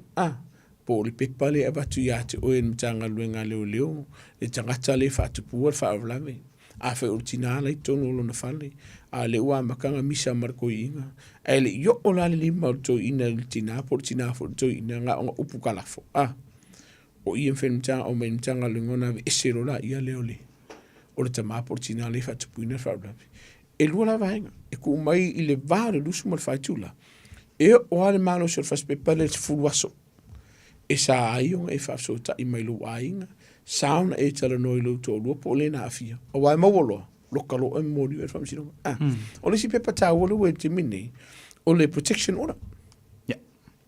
Fai ala si mahalosi o le fas pepa lea. Wa le fas pepa lea sau. Mea a fale. Ka a vale. Ai apalai ei o ele tina le a fie sa wanga. Mawa uma o vanga le lalo tu la fon. Pe fai mai fo I o le fale ngai lalo uma o rupo la si vaenga. Po le fale le lalo tama. E iei vaenga o tu la fon o ma fai ona apalai ei. E fe so ani. O le fa tuanga la. O weke fe fai vaenga ia. E ma fai ana lua no nofo martamai tonu o lo lua fale. Pe a fai le ke sila fia. Wa ia o ele maru si anga lea. Ia o le si vaenga e tele ia o matanga aduenga. Tele fa ala po tonga I tonu rana ia tonu. E sulu fai ia tina. Man tuolo i vaenga lea po o le Women's Refuge, o po o le vaenga leo lo no foi e fale ia lato te a vatua tina lato te no foi ma lato whana usifi. O lo ye nisi o vaenga e o lo whaonga fo i tama, e le ta o le Candinivas. E ave i tama pe a whai ua vivesi martina. Ka pingi wha fia ki ngā kama. E rua me iai, o ka pingi e kinga, mar whaangi so le kamao o ngai kinga. O ia mawhaiona ave i lato nei. Ai o le whautuanga la vaia. E lem, e umaka whaukuanga la whiawhiri nei. Ai ali a te oelo tutoa ma le malo se o lo finangalo e te tau fia ia vaenga ia. Kau ngai biri se fsoswangi moi. Wale upu moni ia. E kuwai rua tu la fono e puipuia o e malu sa unga le mu. Pe a failea. Wai loa ma wha maunia o lo sa waina. A makang for for kei miringi ora ikiki. Ai le yo ina te leer whawhitau. Wale upu moni wa i eita maa matina wa mauna la tō soifu. O no le mai au i la tō i la tō sa wanga o whai i la tō. A me se lava tu manu wao le tu pao tina. Taole. Ia pe ona ole tāua ma le au ngā vaenga le te tau mawhai ia i le sawa ino tina. Tasi, longo sa oa leo leo. Saole. Aua le tu wanoa ia tupu te le whalavilanga mea mongi a tu manu wao pōne silfi. E se a iwi o le tina, e se iwi o kamalo. Ia, saole. Mela le nai ala i ona o atu leo leo wha le tonu fōring o le tina. I le whainga tāte lo na tali atu le tina. Saole. Ai a pingi er ki ngarkama, le se meo iai, pingi pia. Whakawan vale se lo. Aua nei a vea le po ue whai ma pala. O le upu moni ana. Si kama i po uana ngai kongolo ai nga e wha, e ke whanongolongo kulo wasi isi i le leo le tamama ua i se vaenga. Ia, mana tua sa kakarango man malama pea. E ele teime isi i e leo tamama tina o ngore oke. Ia. E le se me pole le vaenga. O le teime isi i e si ufonga o tamama po tina ai sa umu upu whamata. E no vaenga. O lo sa unge ke o se whaforwhaiko. Alo e vaenga sa unga le mua vile mtanga luenga leo leo pe a whailea. Ua e si la fia ma ua e la ngona ia te oe la vaia. O i eiso pole ngai lo sa unga le mua. Ngai e kuai o le upo moni ale na peno tawara te imi sola. Vai le po ia ve ma pala whain kālong koe ka pēr vaenga lea. Wai e iei nisi o tama. Pe iau le mea fua. A se se a pakura makol ki ngā tulu sa mo mal fa anga walanga lo tupu. Ia se se ia fasi fa ka milonga i ka mai. A leo le nafo. O le siku. E inisi o tama e o mai ua fa le tonu nei o lato fōringa. O no tina ia e o fo ili whanau. E le taun tupu le vaenga. Mo le sila fia le tātou tinu. E le malifa le tū la fono i le tina le ai. E le whaapito au ngafo fo i le tū la fono i le tina. Ki ngā anga sa wainga e ki ngā kama. Ai malifa le ai. E tū la fono. Mo so se tas. Pe a whai e sila fia mai loe le tū la fono. O lo a whaina o ni sa wanga. O inga e kua le kū la fono. E le mawhai ngā la kū la fono wa papako mai fōringa ska mo seu mau. Ai a ver fa mo murtina le ai. E le mfern fa se va pena. E fai lava le fai unga le tu la fono. Ina ia pui puia. So se tasila ma. O lo sa waina. O le fai tuanga la tama. Ya, o we ke mai ke e ke afuile, e ke vala mo se so. Taua te. Kaua. O no nei le tu sa. E le taimi e lango na foile le tulo le ngana la fa nga ine o la fie pule le soifua. Pa fe o le la vakati. Ia e fo taimi e lango na foile le e mai tala no ile ainga. O ngai fa pe i lo ai wa vai ki di. E sili le sa ile se ta sit tala no ai. Mai fa so ia. Ta ia o lango na ke ro la fo kwanga sa. Ma lu pumuni ai ta o tato tinu. Wa iai a inga o mai mātou te tala noa ma awe la whautuanga. O ki kilo ako uia pe ati re tilo i vaenga na te tupu le ainga. Sidi ar kekia. Tulo le ngana la whangaina. O la whautuanga i tina. E siri lo walu e senge i ke ua ma uilo soifua le valea. Pea tilo nei le history po o le tala ango la o fo i maftanga. Wo whaafi e leo leo. Ai le ase suinga. O le to tele fo i lao nisi o ting o tina. O mai e tala noa. O le ase fautuanga. Au o fia o se ke pole la whanga. La ie le tū la fono. La ie le tū la fono e whai e le lua matau o te fautuaina. Ai se lo ia. Ai a whai a laku ki ngara kei mire asau. Ai whai mai sa whase o wangi. Ai laku mani manuanga. Vidia ungi si o iungi ke pe whai noi o e whai se fufuanga la inga nea. O te fautuaina laltina. Le kamunga i koe ariu. Mo i la tōlo a whai nei sa wanga. Wha mole mole. E lema whai ena matanga luenga leo leo ona tue ave ese mai lau kei spo lau mata upu. Kei mua ave tono whamsinonga. Maenga mua sa. A whai o le whai ena maka upu. A e sau whape mai uso se mari ro loko mo koe alo whai se kōrua. E pa mai whawhora maka upu. E lema whai. Maenga mua. Au ave ese mai. Ai leo o whamsinonga. O le a ki diang whai le vaenga lea. Lua. Ai ave ese mai ngi ai o kai au tu lo fa anga Samoa ma maulo soifua. Yo kere do por arco nga ngo fo la ngo fo lo ke lo o le o se sa ka ngo fo perfect. Kolu o ki ka o ki mo na fia fengi sa. E ke fio con coupe o ke de o mai fa sem ka o ke fo pe a do o la sa wai noi. Ese do fia ave ma ka fo a pe no fam sino. Mai o te fauto ina le tatu tinu. O tātou te nau nau e tu ave isi mai pia o mong whasi rua kala. Ise a, ngā whasi la kausanga whairi rua kala. Ngā whasi la amakanga o nge kausanga whairi rua kala. I o la koe whasi fui la a koe whai fui diskala. Che whasi e masingo. Whasi e masingo. A e mora sila fia. O su e ngala vai ana mtanga luenga le lo. Mani si mtanga luenga whara tonga le ana malo. So sani mtanga luenga leo leo. O isi e awala. Le ta ulfa Britania e mawhai na manipulate ai pe whaase se ai. Ma fa se ai e la tolo o faia sa wanga I o la to te tolo inga ia o wanga I poki ai leo o wanga I ne te episo wa mang fasi ma di lo ko wa se fu ni ia fiafi a faia la o finga le vai so mo vai so ia e no o se tu langa o no ma o se fu pe o se vai ngo no ta fia for ma in man anga tunga o no winga kupula kas tati. O te no fwa.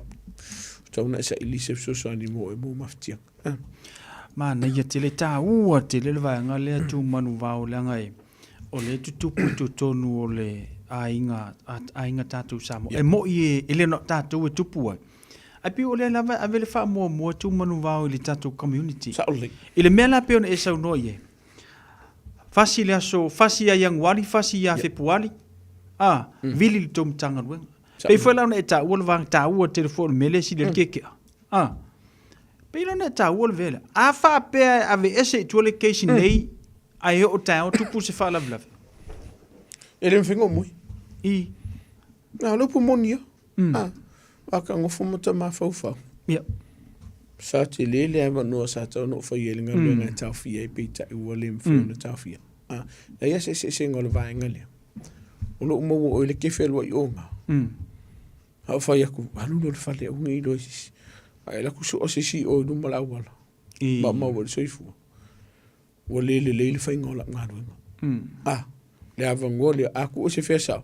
Wa o le wala ngama fu wo fa la vele. E mo io keli a ver tavan. A o la u fa unga se le o fa. Tu pu fa la. Tu pu fa la. O lo no winga la beno ta o ne mo so. Ele mai mo so ke re po le peke I ka ya ke.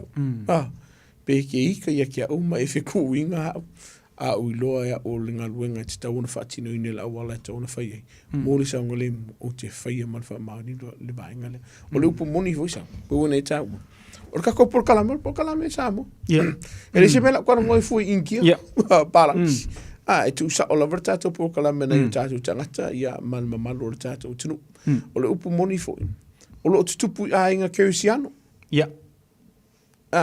O lo tutupu a inga maumea. Te lele o loa. O lo tutupu a inga le lava le whaasoa. O lo tutupu a inga le o iei le ava malosi. E tutupu fo I a inga o lo I le ava malosi. O lo na winga o le whamatalanga. E le ia se a inga mwhena alofia ma le vaenga lea. O ve singa tonu a inga. Ia e iai si vaenga e onu le le iai. Karkalangua. E se vaenga e kere maria e kia usau ka ua uso. Tātau upu fo i le maka uso ala upu le se maka upu. Ia ele le si vaenga e whaakupu mangaku ia ka ua. A le taimi lava te whai ai. Ia ni upu wha matau. Pe te whao limai. Ki le rola whawhika unida. O inala. O ese no vaenga le an tatala no le te whai atu e lau whamtalanga ia o ngā ka ke whaafsoa. Ese mal vaenga le uwhatino i le sori ngā tū la whono e le tastanga te le stangta. Whaftaia tū manu vau. Whaafonga bali tātou tenu. O le nau ta inga lava o le sunga le li maru malo o malpo kalami. Ia maua lou saunga le mu. Lou saunga le mu o le vaenga tā ua le na. O le aunga fo le na o le po kalami pe o ne ile ne vanga le fiaf. Tū manu vau. E isi si vaenga e te fia sau noa i e o lo tutupu le neve te me se tonu no tanga lua. Mana ia le tā ua o le e le whaavlawe le o lo tupu le taimine nei. I lole fo ia le o lo o lunga le taimine nei. Mo si le fia le tātou tunu o le o toi pōmalai. I lole ia le sa whata, le sa amai le tātou Auckland City Mission. Ia mo i mana tua fo i sau. Ia o le ngau mai male manatu i na EF sosoani nei ainga o lo o mana mi le sosoani pusami ai mawhaenga. Peita. O e ka kulau sa mo malwhawha anga malenga. O e ka amio valio. I le tangata le popoi le ai le whaia vaenga le o le sau. Au mai pe palu le e te tono si vaenga le. Ina ia e se atu fo ile le tangata fo ile lato te tau mawhaina. O le me whaftai e. O le tina lea ma le tolu tau sang. Kolu kau sang. Soli. Polakia. Kalofa. Whaftai le tua. Mua. Kere roia. Kere roia. Anga se skami ki ke wakua ai lole maria ia. Ai o le loa le tolu sanga ia a walan whaireli. E le kukusa le teis pere le le lole le mo ia o whaisi o ngā pea le nala ina aviation tina. Whaftai le tina e luna maa whangafa. Le ana ia whaia e le ngā luenga le wari o na mauan vaenga lea. Mana tua le upu moni sau. I le vai aso lengei. Mana tua se lau valu su markolu kiro kalama. O le aisa lea nga maua ni tanga luenga leo. A le uso so o mai male lole. Mana tua sa iei se alo le tātou tunu utulo ufo i whafonga anga i a inga pe a whafonga ma le tātou por kalame. Ai lo te pō malai. Lea na maulu se i fua le apapia. Se i whauka i le mea uo o iei ia le manga whanga whamara so ngā whaade le leo i lato olo o whaiso li ngā tū la whono nei. O le ua lato i lor te leo taimi ua le ma whai ona toi whai te lese ngā yo inga pe a kukaina pe whai e sisi vaenga. A le ua mata ona whao ngā ina i a mea tau mawha. Ia ma mea inu e whaulu me i whala whasaina. O le whautuanga lava whamolmole le tātou tinu. A whai o e si la fia se tasi o lo i eini lole whaapea whamolmole. Ia te tauna tala noa le whanau. Whai lo i ele pepa po le ato le loli. A oni o lato tango whiepe lato te aina le loli lea lua. A whai o e se si o lo ai ngā lo ma nei pepa lo le tono lo lao po lo mauta wa tauna vili mtanga luenga leo leo. O leo po moni o le whanau noanga lo i te min nei o na o whaisi sa sao o le whatawina ma le whaongaina o le nei whala au po le nei whala whasaino le isa. O le whatuanga la wala i e tātou tinu whamolmole. O te tauna sa ilini matanga luenga mo se fsosani mo e malo ainga. O le polenga le temi nei ia le to ala iti nei ainga le uto e maua mai ai de sa lato aveina pusa mea ai a lo fasol solo pesus e ngal matanga luenga neo leo. Ia fsosani fo i Auckland City Mission ina ia maua i lato pe ia ainga ia na avei pusa mea ai. A whaike si la fia se ainga le sa abatu se pusa mea ai lea. Po oi fo i whamon mole, ia na batu se ko pusa mea i whamon mole. Wata una fai se vaenga e whafsota irim tanga luenga leo leo. O le vaenga le pole irim tanga luenga leo leo. Ke ua kuai ka kousau, ke ua kuai. Ono o le alu le ia pepa loli. Sole. O le e peia le emo le makala ia ka meke pepa loli. O le mea whafta irim tanga luenga leo leo. Ia, whape fo ile mano, o le ua a makanga whape maua. Ia, sau, o ke lelo i so fina ngano. I masalo salonga, o le atunu o ma masalo salonga. Po le mea ua maho i ope palo le ia. Po le mea, ua fai ama le loe tangata nei le vaenga lea. La tau te loa le la ave ni si o ainga.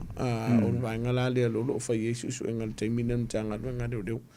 Ai o le sa sao fa afio le alua la isa le waye. Fai ya sao sao. Fuala u fa sa ina la vaye le isa lo ye taimina i sau. O le si le vaenga lo te le luenga mtanga luenga. Le si le vaenga lo te le na po ina mtanga luenga pe tau fia mtanga luenga tatu ta vale. Ia. Ale lau kele. Ai mawai ma le isa. Ele nga tailia. O le fia se lau ma le fia afe o tupe o lo mawai. A o le ai folo e ma le la o malo si le vaenga le. Pe la le vaenga le fesi polo le mtanga luenga leo leo. Ia o le si vaenga o le ai fesi o telo i la tolo la to ina ma whaonga ina ia ma whaatau ina atu le marijuana. Manga kua. E ele la ngona fo le mea kasi la o whaonga ia le ai. Le ai whaamuna mudi. Kasi le la au e le whaatanga ina tono ne tunu. Kasi lau skaleki e le whaatanga ina tono la tunu. Ulo na winga. O le marijuana ma le eisa. E le whaatanga ina. E o fo i le vaenga le o le cocaine o lo amatan sau te mine nei. O le fautuanga sau. O le upu muni le whewhine nei. O i la tau o lo o whaatau ina manga o sia whalau whaasaina nei. E iai o la tu wainga. O le winga o le wha makalanga. O la eo o titonu o tō lao po tō mauta vaenga nei. E ire keimi a whai o lo o iaiso walo lo o whai al vaenga lea. E ropo ila lo lo moenga re keimi nge. Tulu sa mo man whawhanga. Wa iai le taimi. O ke lo whai nei ta mamti na matitu war ke ire karipir whai o mtanga luenga lo whai tō. Mano la tau leiloa. Ni e iri me ten kupu e lako kere o mautino. Po le asa whaku ai loa. O le aisa po le kupe po aisi vaenga i o maua. O le whautuanga la i whamunumoli. A whai e ieiso ma saro salonga. O lo ieiso walo lo whai ele tūlanga. Vaenga mumu a tauna tana i whapso ta ilim tanga luenga leo leo. E le ngata e avi ese vaenga ia. Ai mo lo saunga le mu. A wao isi le vaenga le po le mtanga luenga sa. Whakau le aisa wa vai marikengi o le la kurukupe la isa lea. I umailo i ai. O nga sola leo le atali ipo le afinge le nga whaiere vaenga lea. Ai a fia ile leo te lo tātou aina. E leo se vaenga e tauna tupu le vaenga. O le whautuanga la ia. Te tauana wala au mtanga luenga leo leo. A walu saunga le mu. O waki popole le kupela e au mai. Walu moni sau. E whai kau wafe, whai kau milionga kupe maua le whalau whasai. O wane italia e lau fina ngalo le se leni o lo maua e lau ainga. O ye ngisi o wheo ai ainga i ka abale fōng. O whaakauka ia whale fōng. Whale motu. Aisea, whalau whasainga. Ma wailo ne meo te fia tau le atunu. O ye vaenga o tu la fono e koe se i umani mkanga luenga vaenga i mai au e manu vaenga. Pe a whaile e wha mao nia. O vaenga umanei na maua ono o tupe mai soli ngā tūla whono e mesela whalau whasaina. O vai i sau. Ia i la tau sa tele le o loa. Sa le lei fale. Sa le lei ka vale. Avi ese a mtanga luenga le leo ma le malo i la lo tūla whono. Koe fo ia i le vaenga nei. O le lea i o se fale. Tulu sa mamon whawhua. O ila bat whawhautuangai. A whai o iso walo wako ma se fia se lau ni kupe. Po o whaatau fo i ni fale. Tala noa. Ok, e wakula o wha malo. Ia ila tō o sosani o lato ai kala whaatau ina o whale o ta vale. A o kupe mama. Sili lava le tupe mo lo tafu. Pe o mo ia o ngalo ka afu. Ai mali a lo ka loko. Ai a whaile a watu se tupe ele a o yeso ma salonga. A weki kadia. Te tau peona e so ta ilmtanga luenga leo. E ye alo masa salonga ni mene kupu. Tala no ile atali po le afine. A fai foi ke vea koe leo sta ile atali ima le afine. Ia wakang whaasingo la wala. Mo lo saunga le mu, man saunga le mu lo ainga. Wa penu ta ua te mu sola. Pe fai mai e kere si da fia kupe ianga e waku au whakau i whale mpaenga i. Iai lo se vaenga e wha mao ni ai o tupe ianga o meinga mau e kupe lea. Awe ise sa oa mtanga luenga leo. Lea na mau mtanga luenga leo ia pino ta ua te mua sola. Se la wa su tolu kilo. Ia fika re ngaku pe 4 milion. Milion ngai mo. Pe fa tu pe. Ia le wa ave se so suma lu la to le te faita wa tu le na walo kaina mo molia. E le ngata le na ave fale ka vale. Ia kailo yesa.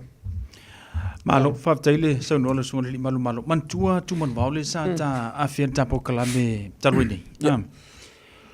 Ta tau I matua ona fesilingia le fana tama politene. Po fesa wale tupele. Sauli. Malai lo ele finga ruenga. Ina ia vao ia vai nga ia pe ne so no ia tuman va. Ya. O le fana no nga sa. La si la fia fa ya. Somali. O se tala fata ita. A fa ia ule finga ruenga I o urta male finga ruenga e mai lo konginga le un selo vai eso. E sa ule akali e mai le lua fe de vai eso. Ya, o ia konga fsiringia. O ia ni si o matua ma ni si o ainga. La ko ke kalia. Vaenga mua ia ai una o le talitonu o si o nei ainga o le ufainga luenga ka ngaka lea lua ai o la me koe pole I pili o le wakava a folo mai e ku o le o mai o mtanga luenga le o il farva via kui merka ko fa ki re yo fale ko ia pelan tata o te mi sola sam fesili le fana kana ngol o fer ek fainga luenga ia iris kai mi tolo Samoa fo le malenga na le fa pes fai kala en fengo loksi o si o la for fengar wen ti fa le ngo ye ala ti tam foi isu fa mauti no le po sa o le vainga lua ia o ti tali tonu o foi te le o matu o vainga le tala no le fa na fa mon mon a fa ngi ku pe ele o ke le manga mi ku pe ele nei a wa lu po monia a fa yo le la alu o askadia Samoa eu que eu fofo ia o te tau ona e siningia vaenga ia lua a whaion ta avale wa baku ka avale piko I sidion ka maka o kio a le avak whame o mga cash te tau ona e siningia ia wala upo monisa o tupe ia maua mai le whalau whasain eu kere pifa whenga kio wainen ka mai kupe so lo usa mo ma le whawha tato proclame nefiafi o ivo I la tele na fainga taia I la tolo o feso nga tu la fono nei. O nga keu o wai fesiringi ai. O sau I o fengi mea ngai mora ping fikiri o ri ale ke uraru afi. Vai tele la tu tina la tu fa nga I ne fata o inisi o lo vai ngai. O le fautuanga la tatu tunu. O sa ia ngai se ringi dai ki dai mo a ia ka ko mauti noa. Saunga lemu. Wai pino tau ura te mio sola. Malor sumari o se ringiria. Ai muri fo o mai le kengi po ni si fo la to we una ia se lingi e ko manga oi te tongi tu ni si o vaenga a ole ai la le faso. Kirelo la ia le falito. Ia le foto ngala ba ia matua tala no le fana. Ai a fai o le makua a ole ke fai. Fa muri. Ka o fingi.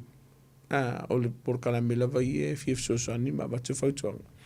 E si le ta ati o le vaenga le tauna tau fili tauna te fai te leo le afianga sa afianga o le mafau fau afianga o lo tino afianga mea to tino o lo ainga wala ngai deska ka o fa ka o marki e ku ainga o kor ku marki a ku kor pala kala ku ko kasi le ma al remote like aki mai o no le fala fa saina ele ngata la to fa tau ia wa isi umanga fa tau fu le wole fa nga ia kupe ai ku fa ka to sa ili le ni si va nga to tongi ia la to we no fa la fa sai nei o la fulale o le o mo me fa de rai o lo no winga e te tau ona e mata lai va nga ia a fai e te lo mauti noa sa ili se so ni mtanga le nga le nei mo si ma psanga mo e mrai Tau a telefone vai ngale tu mon va na a fela so no e tau lo fisili o lo tali impo lo wa fini wai le fu kasi se kama ia mele o fala mo sawa ku le o le ku pa vai ngai lo ka ko ia kama kamaro lo langa o le la metu pu mele o le fa ngai no le la uma lo se ta fana ia le telo fa pe o vai ngala le na le ta mo fai ina ia va o ia le vai ngala na ta tau i lo i matua ona Whatantala noa ia whanau. A whapea le wharongo. Si le lalu se si kūna lo langi whaie. Wala, e fiu le fia se la wafe te moa. Ia.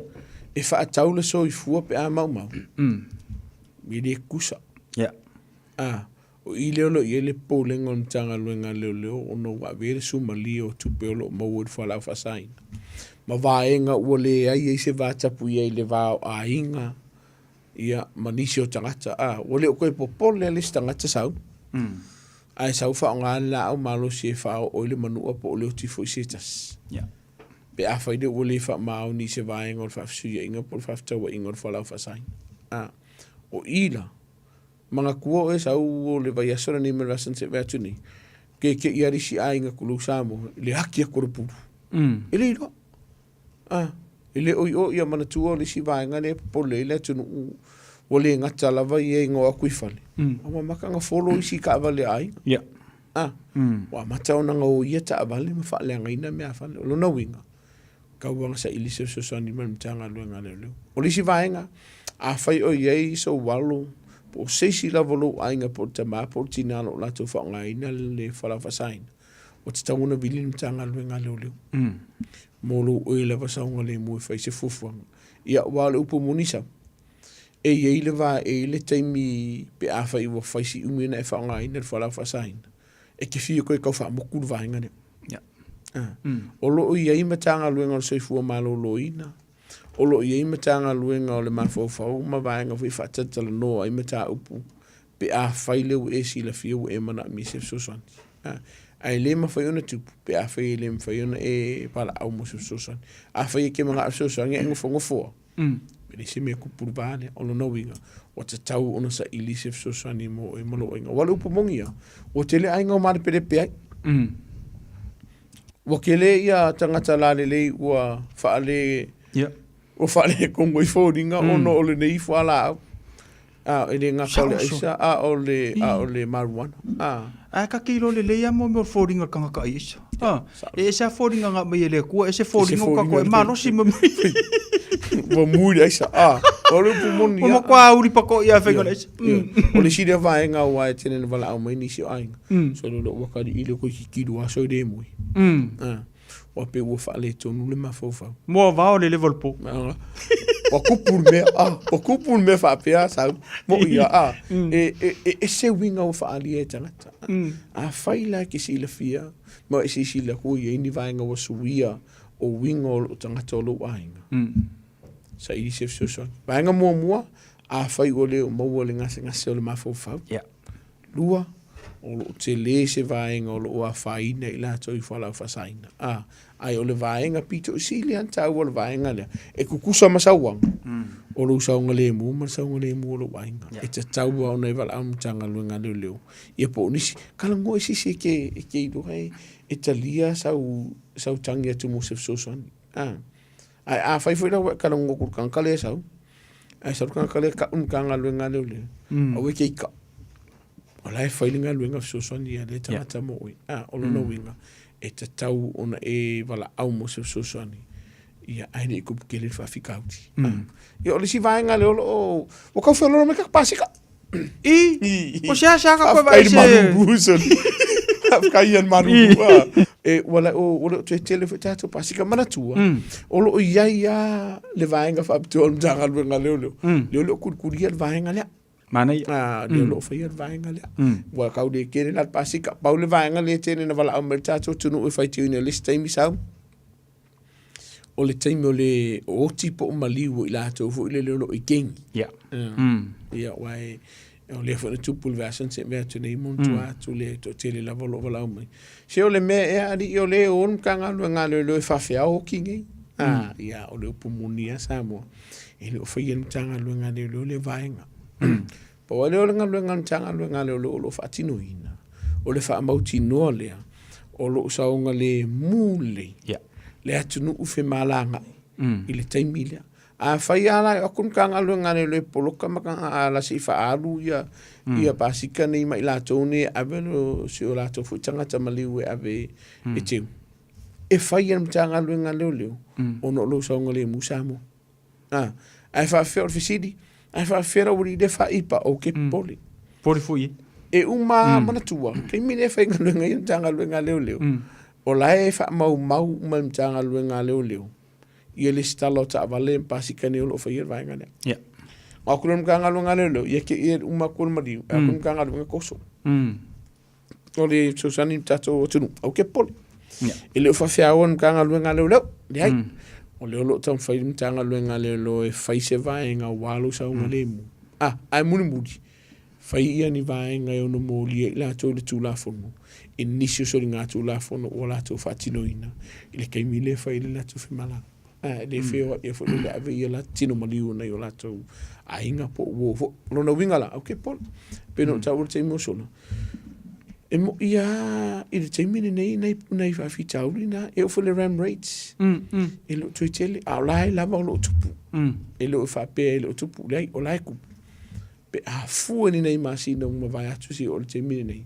lai feo lolo a le wa makan fa kiki ia masalo i no to tele o alo mafana uma la to le uma lo kaina mtanga luenga leo wa le ka le ki ia lo va ia la mtanga luenga le pole tele te mia vai o le tele la vo ram rates nei ba o pos fa ingane o lo o fa nei la versa ngole mu na yo tato so ma tu fa fine o lo fa ia la to pisilis mo le sanga le mu foi o le tato tu no ua tu manu au pe ona tatala no le vaenga le o le pe ona e sa no ye so se o tila mo se tangata a we se keni e mauti no la ve tele pasi ka yo yo mo kiwa ka ko la le lautele a wala interfere foi o lo ye le fa yer ngadu o lo ye le au ke so asi si fa mo a wai mo di e la o le tila fo o le vaenga na o lo ye ni sirka ko o la ngona fo le fie le o ke pole le a lo fa mtanga wai ala no fa fa mtanga le wo mauti no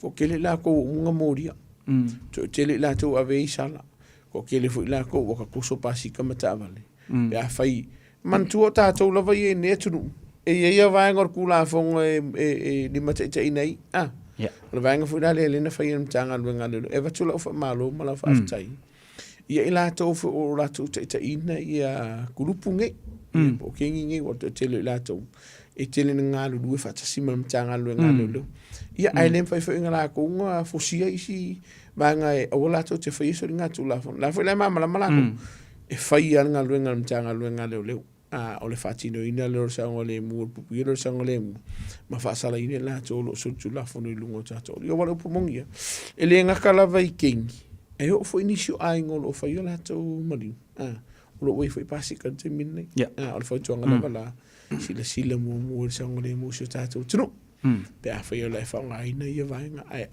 o we ke so o fo i ki fa la i se penga pe ki fa ta wai ono a fie o tu la fo ku kanga lo ngalo la ko ke fie vai nga le si vai nga tu manu va e ta o lo me ni yorkin e mautino la vel tanga tala ya li o il fo no tanu male au penga maros e fai te la le lau te lo tato le a tu pe le kanga lo ngalo leo ele ngata ila tu masalo ayo mangia penga mai si vai mana tu le si vai nga le lo fe tanga lo ngalo leo e fai mai la tu se wa ka ngoso fa le ai fika fa ma fo ye de ke leo le afia ngolo lau te le wa ka fingim kanga lo ngalo lo pasika o mangi ave vis o le afia to ma meto tino ma fa lo isi ai nga mata vale o le vaenga le lo umo na faile le i le plan po faile fu fanga mtanga lo ngalo fa sa nga le mule tunu fai pea le nga ruenga ma fa tino fa mo la to nei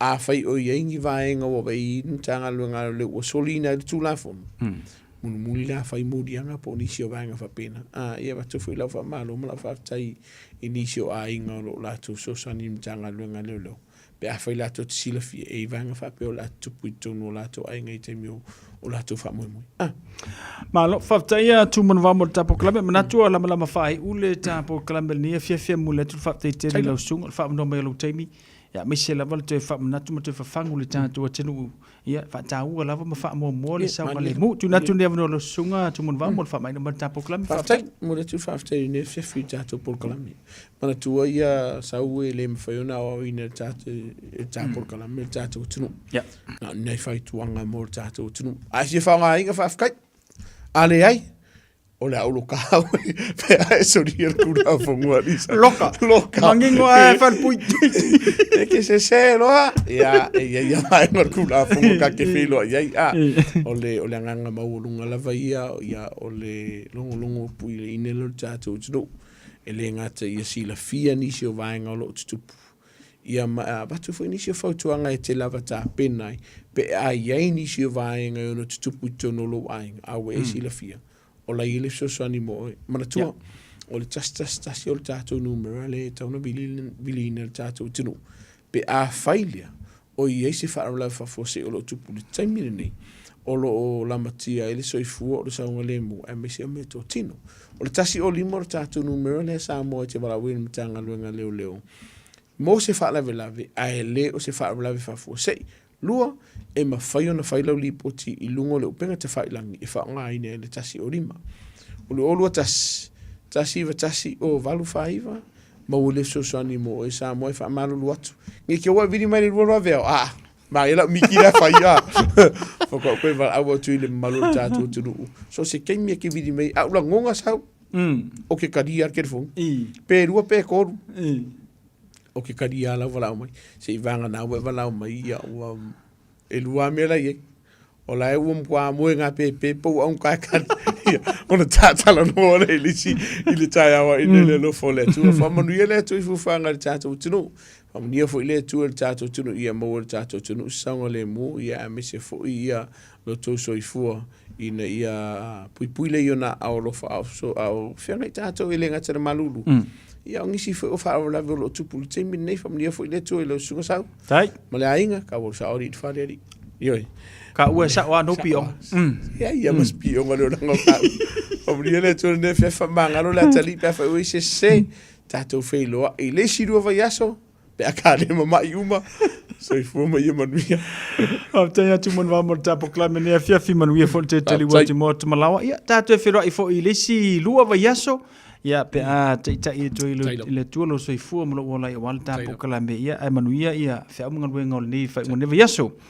Ya, ole tātou por kalamena Samoa le tulu pele ne fo vanga la fiafi man sunga le malu le malo sunga ya tu manu wa siki a siu ia oi martu la fono pe ne il tātou por kalame fa mol mole ia fa penan fa ta wina le tātou por kalame me se ia o lo saunga le mu la me pito sili na mata ua na ave yelo fa mo mo se sono fa poponga le sigo va ya solo mana tasel minute talaiva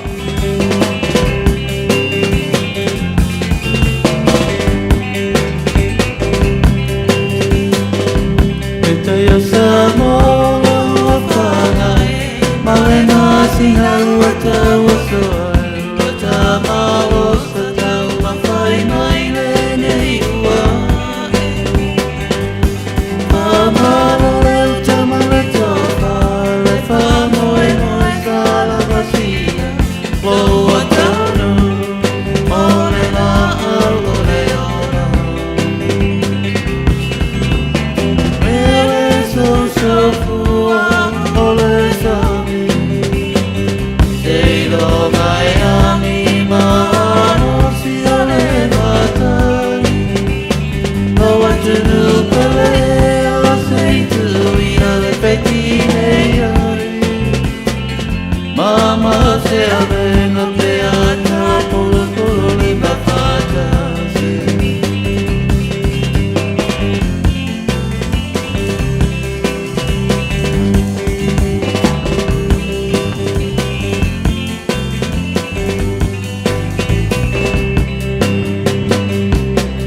Tatina peoni o fieta te po a fae aina si o tatu o tiro Wale tu o noina ne o fole tu o tupu Ai so ia te fai upo Ai ambo ane si o tatu o gano Mana tu o fai le tava e mama e si o na fo so fua ole sami Sei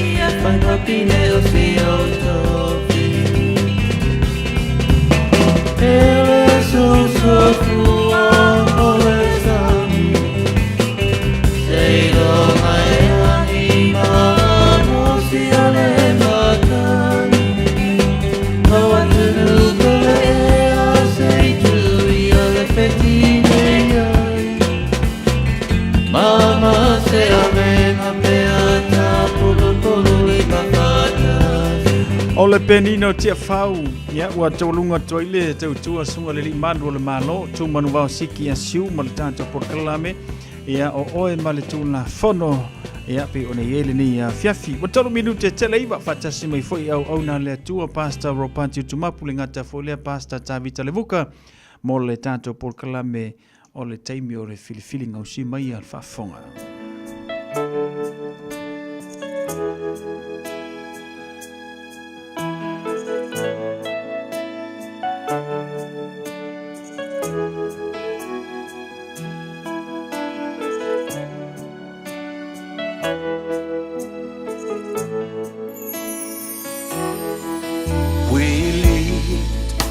Our nation unto you, Lord, let your glory fill this land. It's your desire, onward God, into the knowledge of your love.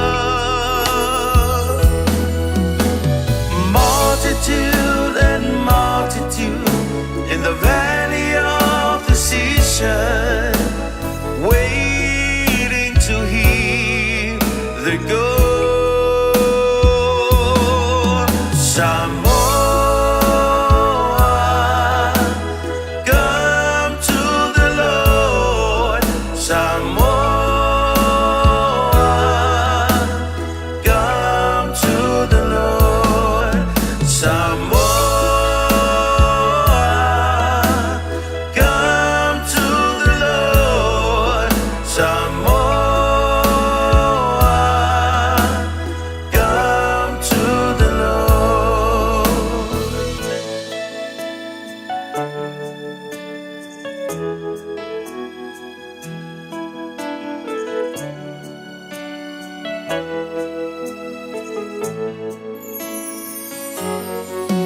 Uamato si atu lele atu nu.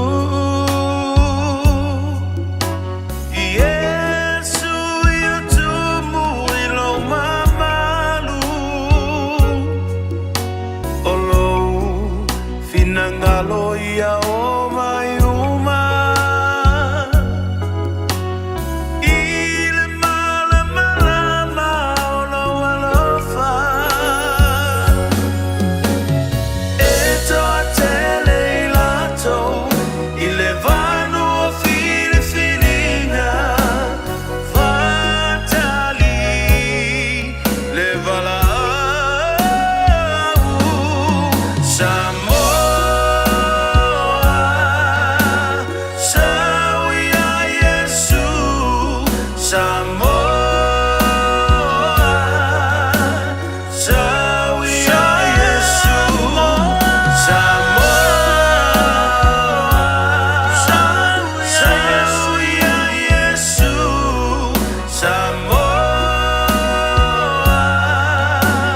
sawia Yesu.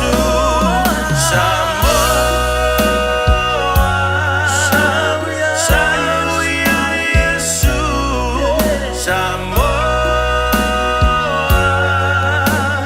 sawia Yesu. Samoa, sawia Yesu. Samoa, sawia Yesu. Ia le atua o le a tātou a matai se te talo. Mātou vi ia la ua fia o le nei pō. Mātou si atu le vi inga o le wha manu o le wha ne tanga i la ua fia. O whaftaita mā wa e momoli mai lo maola e maise o le atunu o e umwhai na maua le nei pō kalame. Taili soifua manuia ma le ola i au tangata. Whaftai fo ili nei a wanoa le lei ua maua. Thank you, Jesus. E roi fo i malau au no tiu te le nei pō. Whaftai e su i a wanoa manuia. A wanoa le lei ua mātou maua mātou te whaasoa ai. E ala lava i lau upu ina ia whai lau upu. Praise God. O se whaamalo si au i o mātou loto e Thank you, tā pena i Jesus. mātou. mo le ola e whaamanuia le amataina o le polokalama. Praise God. Se ia o lava ilona whaai uina. A o le mātou talo a nganga pa ia lo lo mai i lau soani whaamanuia i ua i le amataina o le polokalama. Tasi mai lo wanganga e manuia ai. Whaamangalo i mātou Yesu le mana o lo toto. Whaamanuia si o mātou watunu o le ama whai. O na whaalongo i le nei polokalama. Thank you, Jesus. Ai fo i atu le vi inga i lo suafa Yesu. Hallelujah. Amene. Amene. Praise God. Ya, vi ia le atua. Mo le tunu ule nei po. Ya, ai mai se lava o i la tou. Ma sani o na turi loa le nei pol kalama o le taimi o le filifilinga fa ta lofa. Ta lofa lava. Pa ia o lo tātou. O tunu tupu mai e. Ia o lava le lava loa o Samoa ma fai ona maua mai le pol kalama.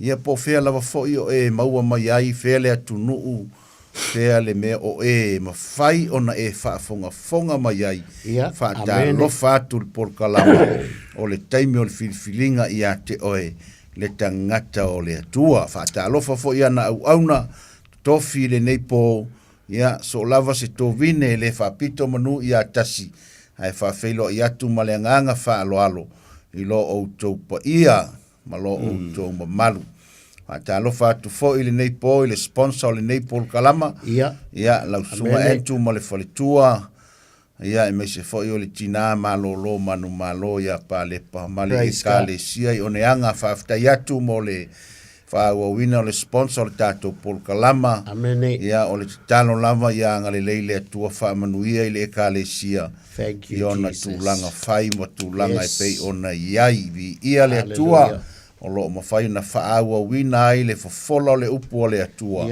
Ia e fai le upu mfa manuianga ia Samoa. Ia ma so o lava se tasi ia. Ia la le li. Praise God. Ta alofa tu fo ili nei po. Ia te outou malava. Ia fai tātou mawal nei mafta. La tātou o la mataina o le tātou por kalama. Ia tu atu lana au auna ia Dave. Ia e amata mea tātou por kalama fa soa le nei po. Praise God. E ala i le upu a le atua. Amen. Ia, vi ia le li. So i fomnia fo i Samoa ne fiafi fa aftai fo vuto i mau nei avano o tātou toi mafuta. I lunga fo i o peau mangalu le ea. Ia, mo le fa soa ino le areto. Po le upu a le atua nei fo i fiafi vi ia Yesu. Praise God. Ia o le tātou tusi fo i tau.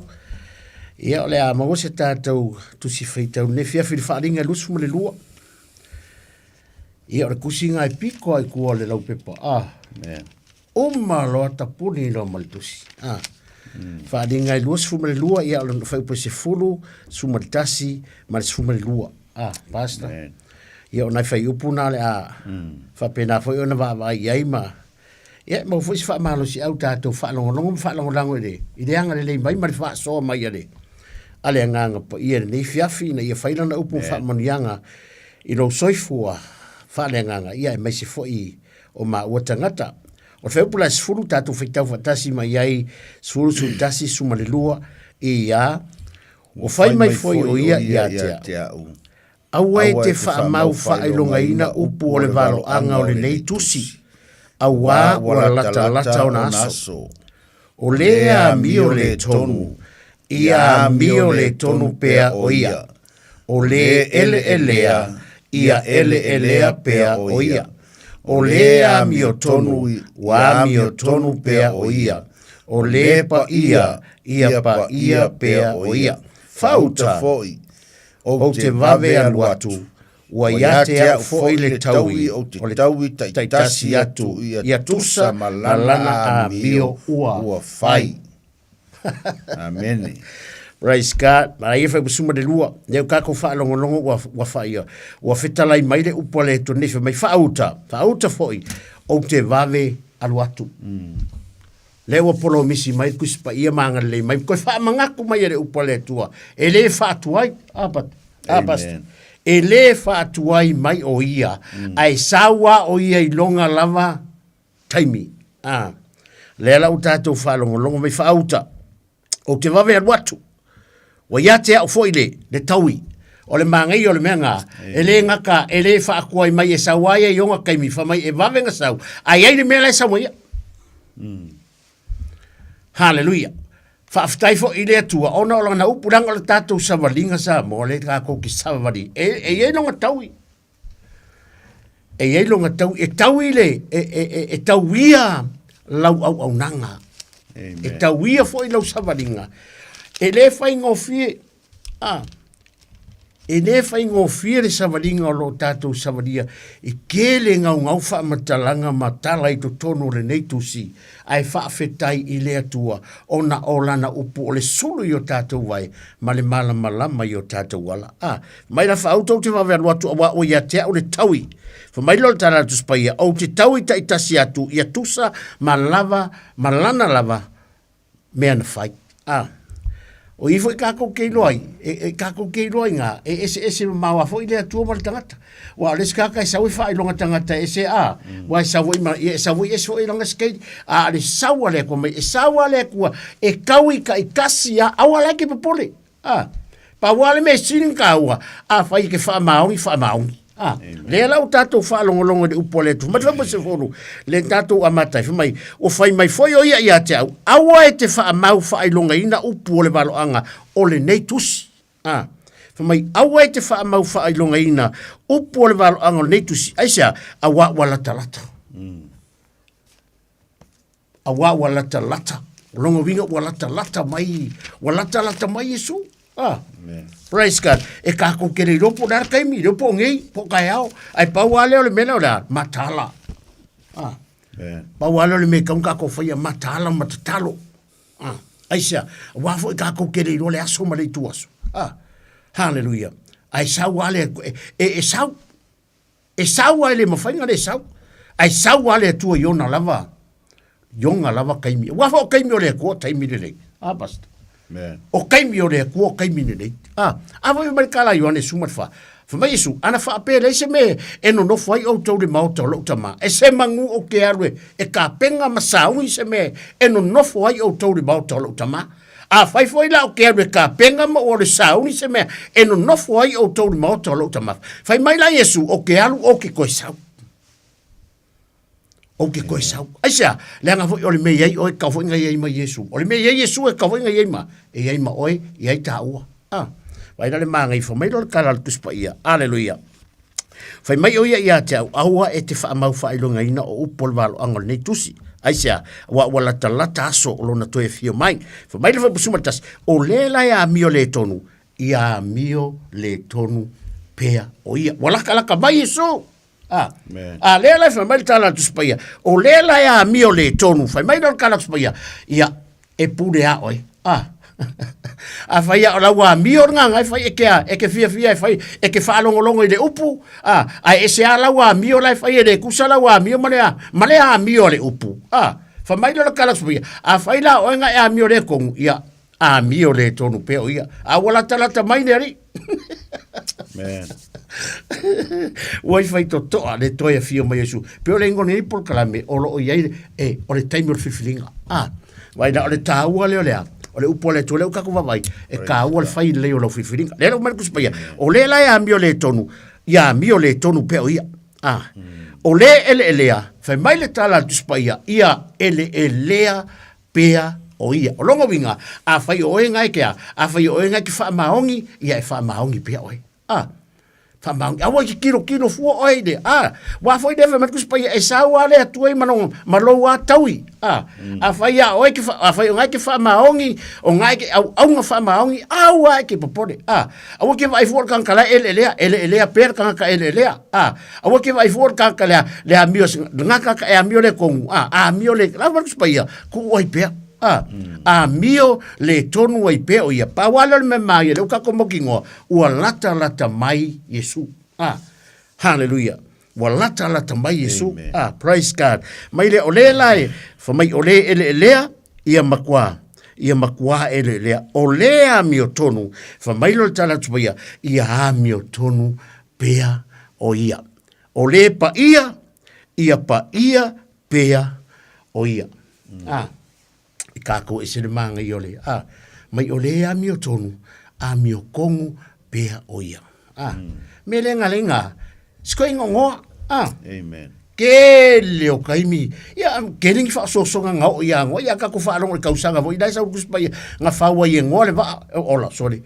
Ya fika ye ola se lau ka usanga mau nga kupu ka usanga. Vai ke leo ka usanga. Ya ai nga fa la there is on ka ko fa long ka yango nga umale le nga mau le ye ngole fa to nga le tua ma umale le ma ale le va nga fa kongo ngoa ia nga fa kongo le tua no ai fa le va a mai le umi ma le lau ke le va a mai fa kongo nga fa le va nga fa wa ngoa le va asia la nga wai lo le ngoa o nga pa wa le awala e fa sa ina ia ma lona ai ngole fa o la tanga foi le e ola ingoa ma longa ainga ale ka ko fa longa le upungi ia masala ia nga fa longa ngo ke le awa mio le ko Amen. Kere kaka whaare ko ngunga. Ai whaaro sko inga nge mea. Kaka ele lea lai ki ngā ngau le loko alaya. E o lai le o langa parpala. E ki ngā e ala ku whaaro le upo le kua. O lai se o langa mama. O lai se o langa whaapa iainga. A lai fia fia. E moe le whai poi poi ka kāko. E moe le wha mama inga kāko. A le o tātou whaalonga le upo le kua vai. Man kau kia whamai le kua. Se koi pepea.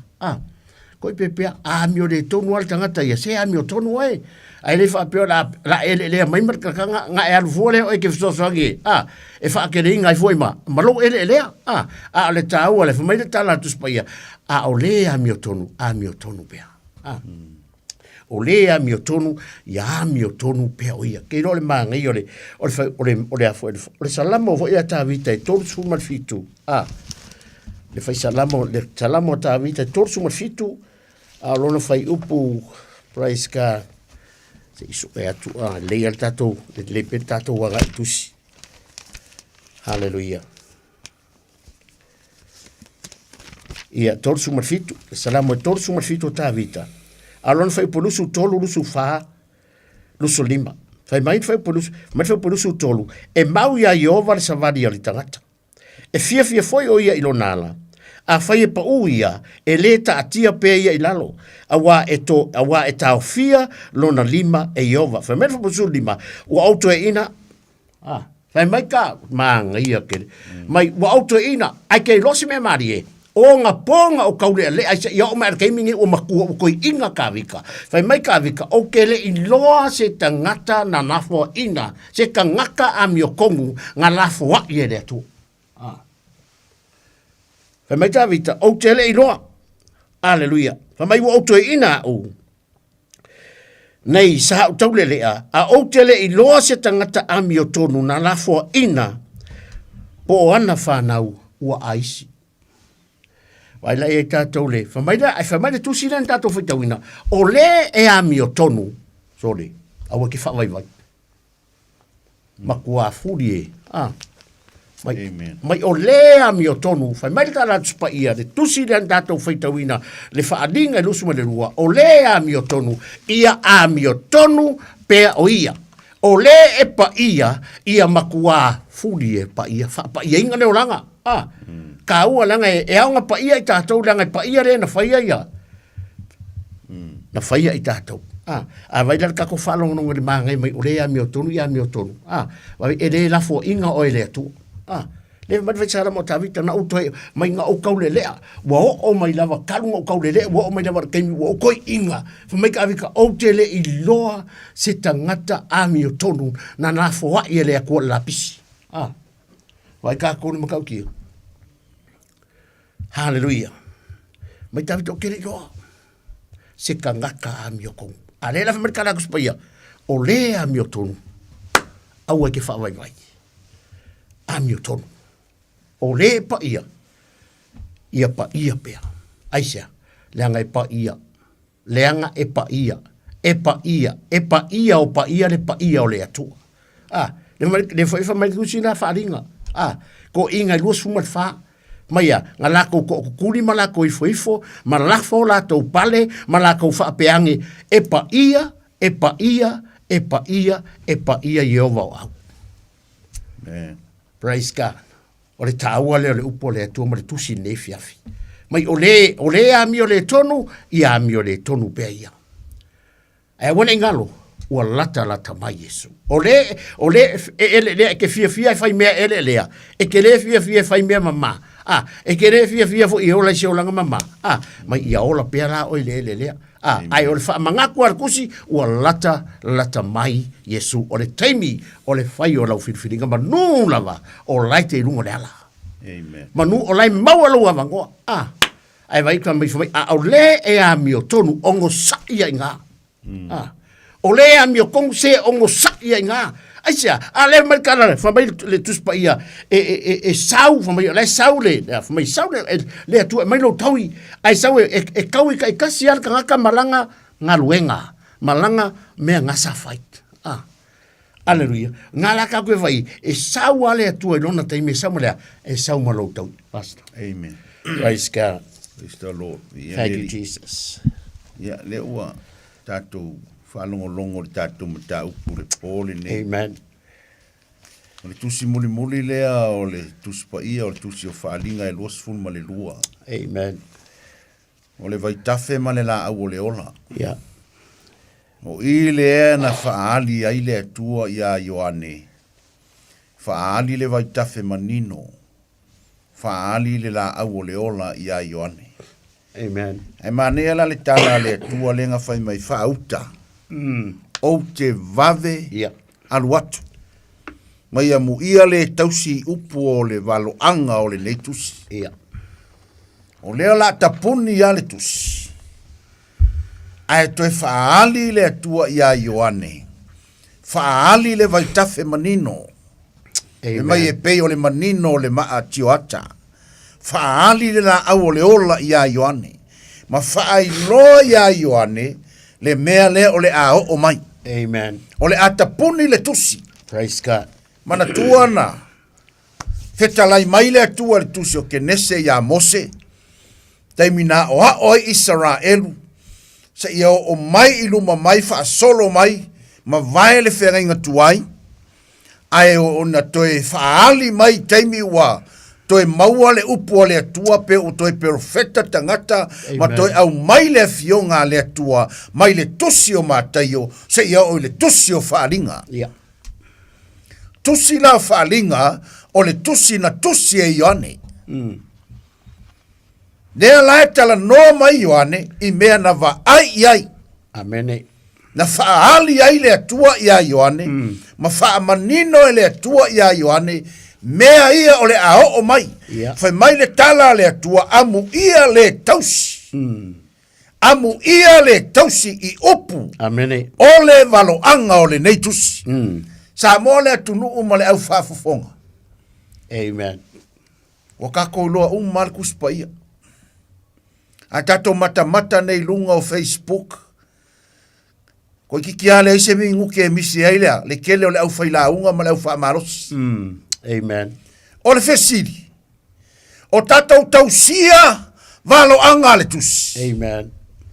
O tatou talitonu i le valoanga le tusi. Yeah. Amen. O tatou sauni foi, tatou te talia matali le anga le leo le atua, male fa maoni o le atua, e ala i le tusi. Amen. E wa fa amu ia Markus pa ia. Po le atua. Praise the Lord. Mai amu ia le tausi i upu. O le tala le tusi pa ia le nga o le upu ma le ngutu. O le amio a toa male fa maoni. Ai fai mai le thionga le atua le pole nei. I le fai upu le fitu lo na vaenga mori. Whauta au te vave aluatu. Amene. Amu ia. Le o sau le wha amu ia le atua. E wha amu ia ia oe. Wha amu ia ia tau. Wha amu ia ia tātou. O ai le wha amu ia ia. Le tangata na te tausi. Amene. Praise God. Na te tausi. I valo anga o le tusi lea. Amene. E le o wha amu ia marikangaka le kausi. Ia. O le wha amu ia le au mai. E wha amu ia te oi. E wha amu ia tātou. Pe a whai tātou te tausia. Opu valo anga o le tusi lea. Praise God. O le fesili o a valo anga. O a valo anga le tusi. O le valoanga lau alunga le fionga le atua. O le toia fio mai o Yesu. Amen. O le toia fio mai o Yesu. A leo fai mai le tala a Yesu. Faauta o te vave aluatu. Tusi haleluya Peteru. Fai mai Peteru. E le fatuai mai le lii. Pe o le mea na fola ina mai. I le fatuai. Langa o le manatu o isi tangata. Ele kaikai. Ele kaikai. Amen. That's right. Ele kaikai. Thank you, Jesus. Ia va aile le kaikai. Va aile fatuai. A le o fai mai. O le la kapungi le kusi. O le mata upu muli le o le tusi pa ia. O le tusi e luas fulma le lua. O le tusi a faalinga. Le wa faali ia Ioane. Le vai tafe manino. E pe o le maa tioata. Wow. Amen. Faali ia Ioane. Le la au le ola. Le wha manuyanga o le tangata e tausi upo le valoanga o le tusi lea. Amen. Lea lai peo na avatu e le whaife au le amatanga. Praise God. I le whai upo se furu e o le furu ma le rua. Ua whai mai o ia teau. Aua e te wha mau wha ilonga ina upu. Amen. O le valoanga o le nei tusi o le kalangoa. Ia Ioane. O Ioane le whai e le tala le atua. Aua te wha mau wha ilonga ina. Amen. Upu o le valoanga o le nei tusi.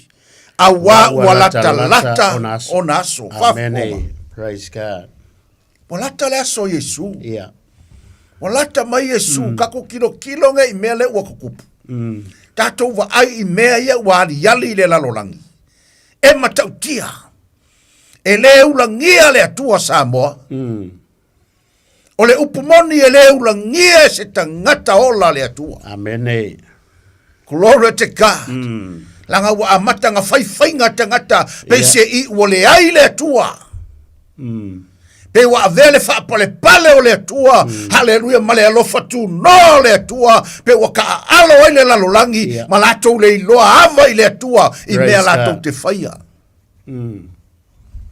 Nasa tato mata le openinga o le. O le olimpeka le fai falangi. Ia. Tupul mele lau te Samoa. Glory to God. Na tatala ai le olimpeka le falangi. Nga fai e falangi le la sapa Yesu. Pei faulinga mai o se mea nga fai fa aula. Ia. Pei e fai e lako ke mokinga ai mea le atua. Lako ke ula i mea le atua. Lako ke fai ai. Ia ngako maka li menga o ia. Amen. Kango mai ale a kua kape. Pere pau. Amen. Ai sea. Waki ngā fufonga o le atua I ka ngaka ula I ake ia. Mana tua fo le menga fai e presio. Amen. Ala ko fai foi fa kusa ma me fa pe ngai. Ai pe fai fa foringa fa sanga I le kua. Le ale ka ai le atua. Nga ka le atua le nga. Le ale menga kupu ya tupai. O le fa manga ku mea ia kupu. Ele mama wako. Amen. Nga fai e foi tupai ala ko me pe foringa. Ele o la ko ma fau foi lea. Nga o la ko me fai nga la ko fai kango me ale akua. O lo pala. Wa o ale ya tupai ngi ko nga lolo vai mangi ko nga ka fenga fa pe kanu feola. Ai sia. Amen. Ingo le tu le kanga ke le ilo ia. Ingo le atua le kangaka le ava. Le kangaka le popole le kangaka e fai mai le ese atua. Langa le kala al kuspa ia fai mai o fai for tangata vale ilo na loto ele ese atua a fai e fa fonga mai le por ngei a fai mai sa kala ele ese atua ka alofa o le vale. Yeah. Praise the Lord. O le vale. Wa lata mai Yesu. Yeah. Thank you. Wa lata mai Yesu. Fai mai le tala tuspa ia fa auta o te vave al watu. Va aile le kai, va aile fatuai. Ave ese lo mafau mea nga. A le ale me ku yo kako mafau. Ku yele fa nati, ku yele kapenga, ku yele saungi, ku yele mafau. Fa pe kako va aile fai upule, le la fai kau. Amen. O lea mi o le tonu. Ia mi o le tonu pe o ia. O le elea. Ia elea pe o ia fa fonga I kala le atua. Ia. La kapunga I kus. Asa ngofa pele tua. Aisha. Samoa ia ile ika o le tua. Yeah. E ia ile to asa o le tua. Amen. E tele lo na lofa. Ai ia ilo ngako sa. E ia ilo ngakau I masui. Ke we fa pe ka ke ka alo ele se ka wi masui o le tua le ai Samoa ele tunu o ke ka waku mo le fa maongi ya onga o le fionga le tua e ele ka wi masui le tua. Amen. Dale kala al kuspa yo le meke lulu. Yeah. Sa unge sirse. Yeah. Mai o le lulu ile maloi maka sele male alanga fia. Amen. Sa unge sele o kanga kamio kong. Aiska. Ale u fai mai le tua. O le a mio le tonu. A mio le tonu. A mio le tonu. Fai mai ko anga pe a mio le kong. Yeah. Ale wingo sa no anga le tua. Pese I a ma fau makakala I kuolo finga ngalo. Pese I wa kula foi mai le tua. Anga sa anga le ai le kula foi. Ai sia a fe a kua I le ko sa le ku. Yes. O la le a mio le tonu. Ale foi Marcus Paia. A mio le kong pe oi. A mio le tonu pe. O le karikongu. Yeah. Ile fio mai o Yesu. Le karikongu pe oi. Ule o minga o ele ula pe oi. Yeah. O ele fai pe oi. Yeah. O ele kawemu pe oi. Asia, ale u fai mai le kala tuspaia. O ele a mio le tonu pe. O ele ko anga ele. Yeah. Praise God. Asia. Ale la kapungi kus. Yeah. La kapungi. E umalo anga sa wanga I ka pu luas fun male lua. Hallelujah. Kapungi lo le fionga le tua. Asia. Wa uma fionga o fionga uma ia le tua le kokong. O upu ia kausia o kausia. Ele kausia ka ko hisi upu. Yeah. Ele tausia ka ko I upu tangata. E kau ke fango I upu tangata. Kau ke malaya I upu ka. Awame kausi ka ko le fionga le tua. O le upu le. E kausia oi. Yeah. Kausia ia. O le upu le ke malosi ai. Fe mere foi upu se fulu. Markasi ale la faawa. O le a miotonu. Ia a miotonu pea o ia.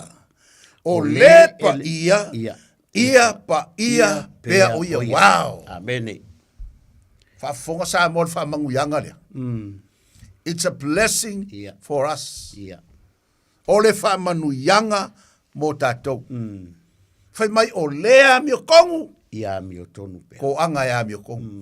Tu mau. O le pa ia. Ia. Ko anga pa ia. Amen. Manga ia le ola pa ia. Ia. Praise God. Manga ia le ola pa ia. Yes. Hallelujah. Fai les tangata o tangata pa ia. Asia. Kanga ka fa mama inga. Amen. Tau tala le pa ia, tau tala le mama. Asia, e fia le atua e ngofo le me yele mama. E fia le atua e ngofo le me yele pa ia. Amen. Me ngā leu saungo ai le atua fai mai. O ele a mio tonu. A mio tonu. Amen. Praise God. O ele pa ia. Ko angai pa ia. So le sa moa le tunu. Ia. Ko angai pa ia. Ia. Hallelujah. Tātou tu tonu a inga. To angai ola le pa ia. Ola le a mio tonu. Oisia. E ingo le atua ile elea, e ingo le atua ile palapala, e ingo le atua ile angasala, e ingo le atua I mea le anga, e ingo le atua ile faitaanga, e ingo le atua ile mulilua, e ingo le atua ile mataitu, e ingo le atua I mea uma ile anga. Amen. Praise God. Mai oele elea la vea uma le risi ngai kongo le tusi o karatia. Mea le kingo, la vea hai. Pea fia malama fai tau kartia e lima. Nga iei mea le anganga ma mea le kingo. Oe la le a mio kongu ko anga fai kau mea le anganga nga iei. Oe le a mio le kongu ko anga la fai kau mea nga mio le kongu nga iei. Ma winga nga maka nga. Hallelujah. Mata nga maka nga. Amen. Hallelujah. Praise God. Tele o langa e o ile kua e mata nga o langa. Aisea. E ola ile a mio le tonu. Aya e ola le amio kong. Se pe ula ka ngaka fa pe le kama fia pa ia. Amen. Ai manga ia. Praise God. Fa ma wala lo ilo loto ma kiri ngai pa ia. Le kama kiki fia amio kongu. Ia. Se ngai ke ami o kongu, hola le ami o kongu. Ka ke fia le mo le ami o leanga. Fia le makanga. O vai le o langa la i Samoa le mo le kwa usau mai Samoa, kwa mama mai Samoa. Ola le makanga wa ami o. Praise God. Ami o makanga. Ai sea, hola le anga sala kangaka, ai lo loku ya sauma. Amen. E la ko nga me fa pea, e maulu le falsa, ai le suia le olanga. Glory to God. Le fe mal tus pa ia. O ele ami o tonu, ami o kongu pea. O ele pa ia. Pa ia. Pa ia kama, pa ia kinga, pa ia fangau, pa ia le ainga. Amen. Alaku foi le loku le au pa ia. Amen. Hallelujah, o le au pa ia o le whanau o le atua. Amen. Praise God. Amen. Mga ia le kalesia amanguia o langa o tangata pa ia. Ka o le au pa ia. Praise God. Ia la lea ngai ka o le au pa ia e sapa o langa o tangata. Amen. Ai mga ia le ka o le au pa ia e veku i o langa o tangata e manguia e o la mata tau tangata. E o la ava tangata. Kako vai le vai kaungi wa makanga o la tangata le ava. Amen. Le ava whangau i makua. Praise Wa God. makanga le uskakai wa makanga nga whasausini pule. Yeah. E wa mele ye kako malo. Amen. Samoa. E alanga kako kinga inga. Nanga kau kele ola le amioko. Malo. E alanga kako polonga. Kau kele ola le amioko. Tau te ola loi le amio tonu o le atua. Oka se whai ngofie o Samoa. Whai ngofie i o me whai. Amen. Ai sea. Amio kongu kangaka. Amen. Ke rol mere ringa kako polonga. O le kele o le amio le kongu. That's right. Kele o le amio le kongu. Ola le amio le kongu. Yeah. O sapa o lango kangaka ola amio le kongu.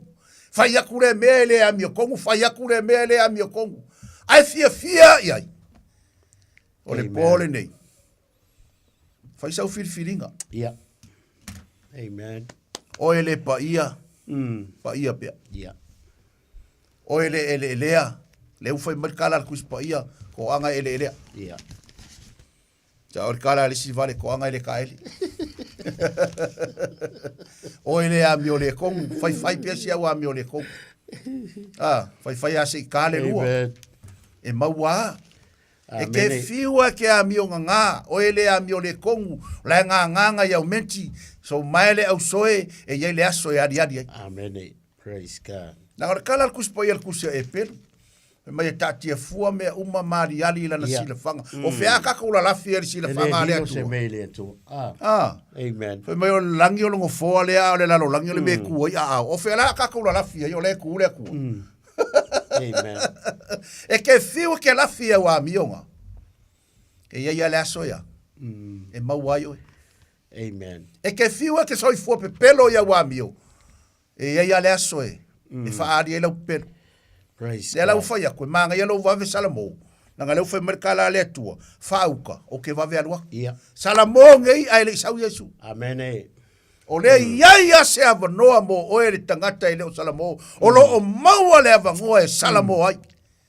Ai le sau Yesu. Ai le sau Yesu. Ai le sau Yesu. O lo o maua le ava ngoa. O lo o maua le ava ngoa. Koe fai aku ya oi. Hallelujah. O lo o maua le ava ngoa. E ki salamo ai. Pe a fai o e ola. I le a mio le tonu. Se salamoia. Praise God. Salamoia. Foi ka ika ka ke loko fa mawalalo mo ka fa yaku le kua ta ito tangata nga sala fa mangalo. Ka ke salamoia so mo lo kaola. Amen.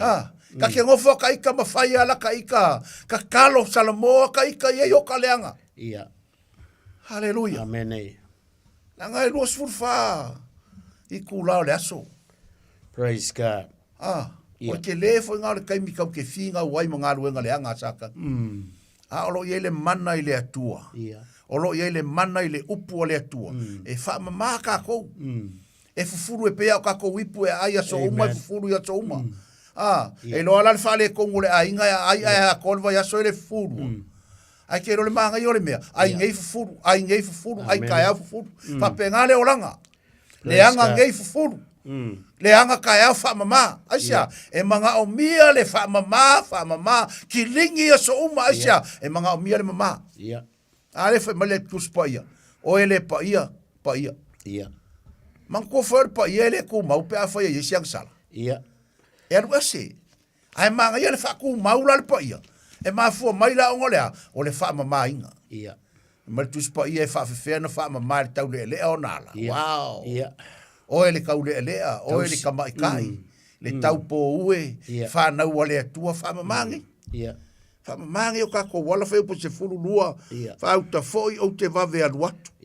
Wai a te au foi le taui o te taui ta itasi atu ai, ia tusa malana a mio ua whai vai. Praise God.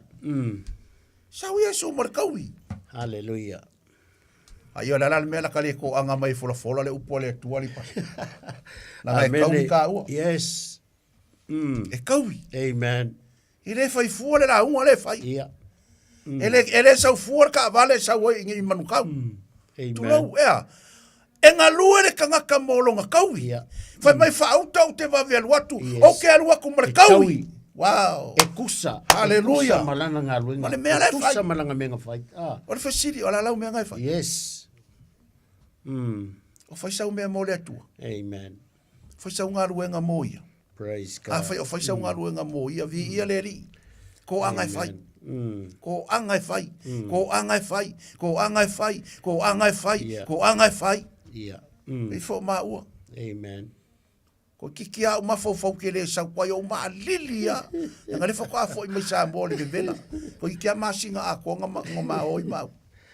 Sau la wa sui la ka fa longo le maruru. Fa ftai le tu o mo le nga fa malos. Amen. E sau oi la nga ele kau. Ele kau i pasta. Fa malusia i tau. Fa malusia le loto. Maso se tangata vo fa longo longo. Oe o e fa fonga. O a me ngai ke fai. Le ase ngā luenga le lei o e fai e vi ai le tu. Au ne ngale ke ale mai e sau e kauia o e kau. E sau e kaui. E kau. Kako vai ai. I langa mea lai fai. Ma ngai a ke. Amen. Praise the Lord. Praise God. Le ala le fia ai le loto. Hallelujah. Praise God. Nga lue pe mo Yesu. E ui ale vai o ngai ko inga. Ia ale vai e soani mai ai le nganga o le ri. A we venga o malo si de. Oh, hallelujah. Ai mai me ngai ka kara ku se le sai pa. Me o ke va ku malo si le o vai fa ku malo si le o le se. Ai se malos. Vai sa mo le manga i o ngaka. Le la wa ka o mai. Ia. Ale wa kupu le malos. Uma ko fa for malos. Ko fa for mo le malos si fa le nganga. Nga sa o le lava, sa o vai. Ai fo i o malos. Makauki. Vai o le pa ia pea o ia. Anga pa ia. O le a mi o tonu, ia makua folia, au e ke popoli. Au e ke va ai fuar kangaka o lai, fai le a mi o le tonu. Ko anga lava o e fai le a mi o ko. Ane ka whara ngono kusia ta a fai sa lamo tawita. Mai ka vika, kalu mainga o kaulelea inga ua o koi inga. Wa o inga o koi inga. Fa mai lo tawita, o kele i loa se tangata a mi o kongu ngalafu a i le kua. Wa vai lai ka kaule manga ia kelo mo tangata e a mi o kongu. E kaui le lei. E kaui le lei. E makua ina ve a i le kua kangaka a mi o kongu. Le kangaka e wha kua. Wha pele. Fa mai la ka vika. Kalu mainga o kaule le wo o ingo koia inga fa mai ka vika e le vai no ia foringa nga of e ofo ka vika nga ruenga le kua e faia le kanga ke faia la mi ko amen praise fa mai la ta vita vai o fanga fa mai la ta vita kalu mainga o ko inga wo ingo kaule le wo ingo ko inga o ke le lo fa kasi se tangata ami o tonu ua la fo ia le kua ke loe ke le o kai me la fo e ka ko kanga lapis Tonga fai ka. E kele ki nga kele o mele i fai ka nga ika ka ia oe. Kongi a kui. E kongi a oe. Po fea lava e so o nga kongi a oe. Ai va ka ku. E le ina fo e mai ka vika. O kele i va aia se tangata lai ko anga i fai da mi o kongu. Ua la fo inga i lea ku. Amen. Amen. Vai la e ka ko le mangi. Ia la se kala fa popoli. E fa mau ngen nga ku. Ska ki o ia mesa ko masaka la ka mapteniko. Vai ka makaukia nga kongi e nge pukange sai do nga mu ai lave ya i le ku nga kongi ya lave ya i mai le ku vai aisha ai fai mai falo hoi kala kaka e mafaya e iai le atua, e iai lo mako kuanga ke la vea i mai ia te i mātou, ai lau o ngā omu a asa. A le ngā kongi a laeng, nge pukangisa, a lan mea whai, ngā la vea i mai. Ngā la vea i mai e le kua. Makau kia. Le lai mai ka vika soli. O ke le iwa ai e se ka ngā ka mioku. Ia la lan mea le wha vai le mea. A ua ke a mioku, a ua kam whai e, ke kilo fua.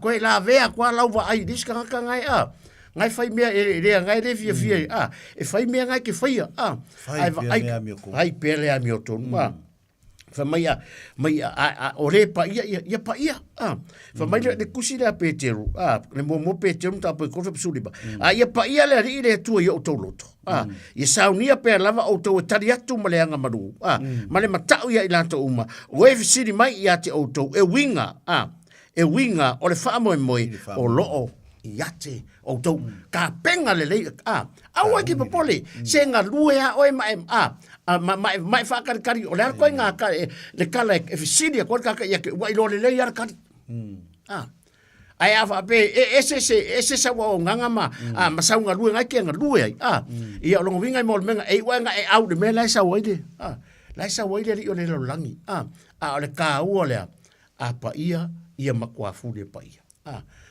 o le mangai o le afo i o le afo i o le. Amen. Esere, praise God. Whai maile, whaota o te vave alu atu. Amu ia le tausi i le upu. Lea le wingar kala. Amu ia, alfa mangianga lele. Whai maile kua o ke alu waku ma le kaui. Amen. Ma fua sea, wa e kausi le upu. Sau le kua compliment, o e kusa marau ngā luenga ngai kau compliment ai le kua. Whapea ngai whawhia le kua, e whapea ngai sau le kua ya. E whaafia ma kau iaku lea le kangaka e kai ko kasi ma langa lava ngā luenga i whai a whai e ko awhi pe milionga kangaka i ngana ko whai ngā luenga i lea kua e milionga kangaka a kako e alo roa mai ia se o ia kai au nanga mua ngā pau ia mea ua mawai o lea kua a polo misi a lea kua ia ke o se mea e le pe pelo langa karakus mai ia o lea tua leo se kangaka i kala pelo ai a polo misi ale ko ya ke se me e fai ala vai le atua e kau fa mai lo matu suma ko fa mai lo le ko o le alefa male o meka o le amatanga male ngata anga o le mua male e muri ka mai le ko o ia o le alefa male o meka o le amatanga male ngata anga o le mua male muri mai amu ia ila to o e faia na polo inga ina ia tanga ia ila to le la au le ola vai la ina manga ia vai ni manga yo lo ko anga faide mai amu ia o le kala le o le fa mangianga le o fa mangianga le lo bor kaka fa mai o e faia langa polo inga fa mai ina ia fa kanga inga fa kanga la le ko le le la o le ola fa mai le haleluya amu ia ina to o e faia na polo inga ina ia tanga ia ina to le la au le ola ma ia na to ulu atu ile ai iona fai totoa vai ka ko le manga ia kero le o le ongo sai o le ale kau ngai ke kau ngai ke fa ngai ke o afa fi kauri o le olanga ma soi fuanga o lo o lo ka mo fai fa so fa se mai o ile fina ngalo le ko ngai ke ngalu ai ongo sa e na so kau ia lo ono sai o ka ko vai ka ko le ka o le e ula ka ia me o le fia mi o kongu ia mai o fia mi o kongu ia se visiri va la me ngala inga ola ngoa ki nganga kere ka mai ia kere o ka hoi e fa ka mai ai wole anga le uro ni ko inga ai vai o puanga vai aku ai vai ka ko ia ongo sai i le ka o le a foi le upu male aleluia male fionga pa ia le tu ile i le nei fo ia fia le ka ko fa longo mai a oi au tua pa o uri mai fa taula itu mai faita anga mai fasio tangata mai foi tupua a to umalava e ua loto i le tala pepelo malato fai fo mai lo Yesu o Yesu fai mai Yesu o Yesu na o awina atu la wange lo moni mau ya te o to i mea umai e kalesia o le o ta vita o le o fa na o ta vita o le fitu wau pula. Ua feta lai mai le nganga ma le whaato anofo tane i nā sauia, i nā whai atu foi o le whaalongo, i nā sauia o le manao iai, mai ka whaalongo na upu ngepo. Whamai o le, whamai atoa ma le manao iai i nā ave fua ia le vaiola. E le whaataua le... Amen. E le whaakau e pio le trei vai fwere, kia le whaakau mai sumon kup kālale. Kau sau kupe mai sau vai po la se me ke mga vai e me su vai la vai whaatau whaanga, vai whaanaturo e ingwe ma vai fwere malosi, man whasiringa malosi. E whaakau umamea nga. O le vai la le o kako whaalongo ia i le pōringi. Whamai i nasa uia, o le manao iai, sauloe ave. Amen. Sauloe ave. Le vai le upula le ko kako whaalongo ia i nei pō pasta. Amen. Taua e le whaatauina. Amen. Mai e le whaatauina le vai le upo le kua paulawa le mea o lea karia. Talia le upo. Talia Yesu. Talia Yesu e me marim whaot. O por kalame neo le teimu whiwhiringa tu nātu lau sunga pati. Tai sta talo nei po mo whaotanga a whalongorongo mai rea tu ai lava o mau mai por kalame nei po ia nātu nātu sunga leo i lea. Pe whiau ia ropati e whaista tu talo mo whaotanga nei po ia ma whai u tātu por kalame nei fiafi. Praise the Lord. Ia le tua Samoa le atunu. Thank you, Jesus. Fonga mai nei po. O le ua whitalai sa o mai a Yesu ia tātou. Amen. Foi mai le tala Yesu. O ele a mio tonu. Ia. A mio tonu pea. O ele pa ia pea. Praise God. O le whamanu yanga mo tātou. O lo iei le avano. Amen. E te talia a Yesu e whai marii. Amen. Whai mawhaola. Te lo whai atu ia e talia le lotu. Ia. Praise God. O le avea o Yesu. Ia. Marii. Mawhaola. Mawhaola ia te. E la whai tātou te talo le. Amen. Praise Ai God. manao iei le pōle ni. Ona e whata i tai mai le. Ia. O lau fo i lea te talo. E te talo i le Amen. whatu tua. Praise E God. tā ua o le te talo o le whaola tanga. Hallelujah. E mauai le avanoa e talia i Yesu le pōle ni. Amen. Wha maoni e lo loto. Praise Wha God. maoni e lo loto le a tātou te talo. Whata i tai mai. Yesu. Yesu. Whawhitai i lau upu. Whaafitai i lau. Wa o whaalongo i le pōle ni. Wa whalongo i bol nei. Wa o wiloa i lo loto. Wa uloi lo loto. O au o le tangata ngasala. Wa o le tangata ngasala. Wha mangalo au. Whamangaloa. Wha mamau. Whamama. I le mana o lo toto I le Yesu. mana o lo toto Yesu. A wa o loi le pōle nei. A wa uloi le pole Wa o nei. manao. Wa o manao. E a vea o Yesu. E a vea o Yesu. Fai malii. Fai mali. Fai mawhaola. Fai mawhaola. I lo uolang. I lo uolang. A vea o e mo ua tua. A vea o e mo ua tua. A vea u mo ua tali i mo ua fafini.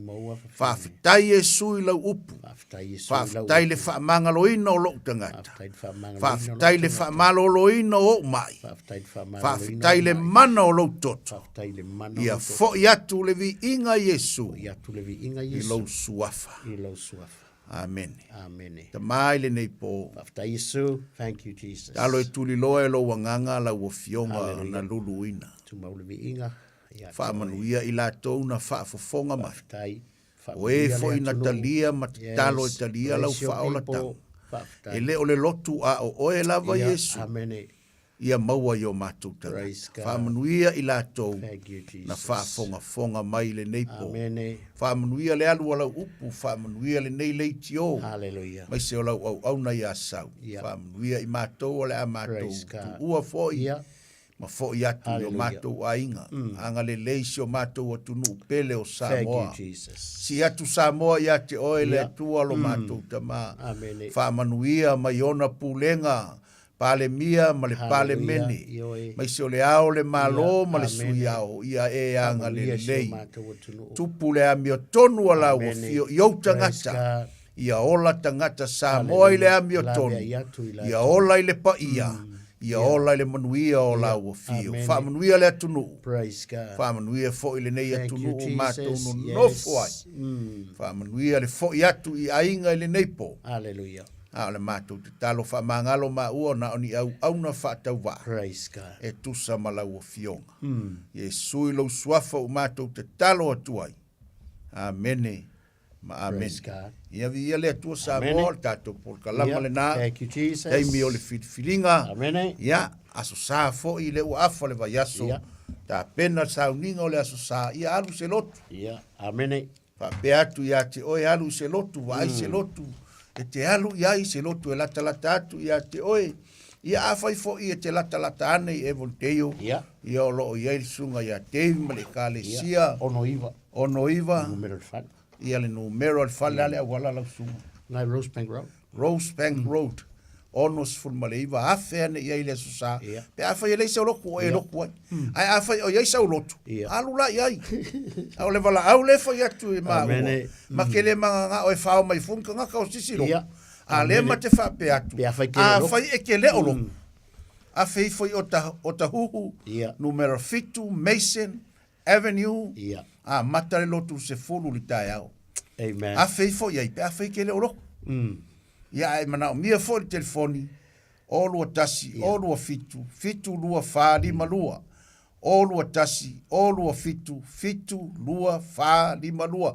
e ke maua iau ia po le tina fo i o le ainga a fai ele aise ka vale a ha ke fia lo ai le sa lo ka va ngoa la le tatou lotu o le loku a keriso e o ele ngi loku o le loku Yesu e lo aku ka fai me ai ma fafanga ai lo nganga te manuia ese telefoni la sunga i lo o le olua lua tasi li mafa o olua o le olua lua tasi li mafa o olua o ia fisili mo tavita ale foi saulifi soli se vidi mai o ke au fio ke la pa wale me ya sa ole me ka mai piki ai oi ia ngi po ia le li Samoa ia o le tato por kalama na taimi o le filinga fa ta ia tu lana au na ia sau mai se le tio Samoa mo le ava no may God bless you see you next week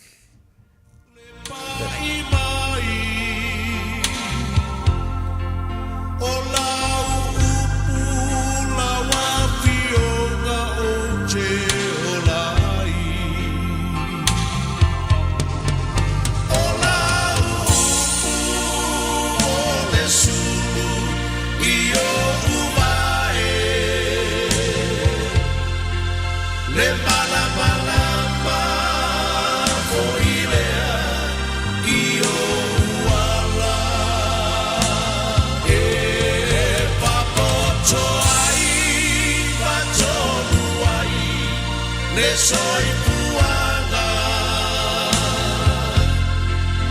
ola upu e paia e ai le mana wa o falo i le upu mai lo fofonga le alie ua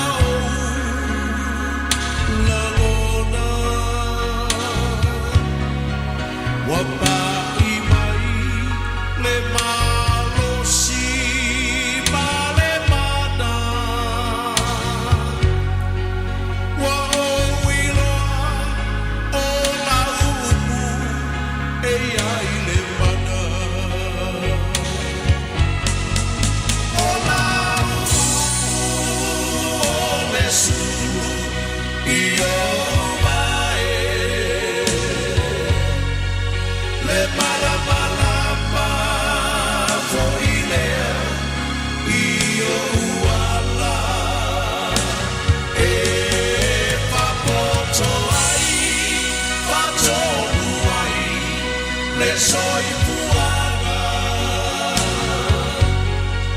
ola upu e paia e ai le mana Ole si fonga mantango fiel sunga i fa fengainga Peter Crichton e ui lava foi na ua fai ilangi le fo launga lea foi au na le tua ia elangona lava foi i al fa unga e ala le ana pespesenga fa le nganga uta walunga to le tato por klame ia pe ona yele nei vaenga le fiafi o le taimi o le filifilinga ia maiana au na fa fengainga pasta ropati utumapu ia le ngata fo le pasta ta vita le vuka ia pe ona yele tato por klame o le taimi o le filifilinga ia taulunga ia pokalami o le nei a fiafi ia ngale le atu le tua ia na au na ia le whaamanoina o le taimi awa le fola o le upua le tua ia o se whaamalosi au fo i mo tātou e taulunga ia i whi au mnganuenga o le nei vai aso. Tāua tele whamalosi au anai au na le atua ni a fiafi ia a le eise loto e a ngai ai o tahu pe o le fitu mason avenue nai o tahu ia ilia a le lato ngaluenga e whapena ona e asiasi pe a whape le eise loto ai iei lau e ka le sia po lau loto ia susu atu matala atu o au ile sauninga ile ka le sia ia ai lo whape atu lana uno whawhenga ngai kūrau loko ai anga i mai i lato loto o le tala le aise loto i te loto ai ta lia ma le fia lo wanga i atu do te whaita pua inga whaatasi ia mo tātou na i nei i sisifo au si vaenga lei o i le west o inai Avondale pe a whape foi ia e le aise loto e anga i ai maua le avanoa ina ia tau te mafuta i mo le sunga le whawhenga inga pasta tavi televuka ia inai Avondale ia ma le sauninga pe ona iai ona ieli tanto por kalame le aso melea ia la fa pa mai isi tanto fa mtalanga anga leile tua ma lolonga le nepo a misi le ala usu o le tanto o tenu fe a mangaruenga ia fa tasi mai fo le tanto malu o le tao sunga le lia o ia tavai meni ma le tanto breakfast show ia wali tau tuina ma le tapo inga le tanto tenu ile aso a tao ile tao le ono bangalo se mai vai o le to ona le nia fiafi ia i utu au mat van fana atau ina e fale falo le tua fa mangalo mai fale tato na Australia ile lo fa malanga le le tua sau si funu se fa so foi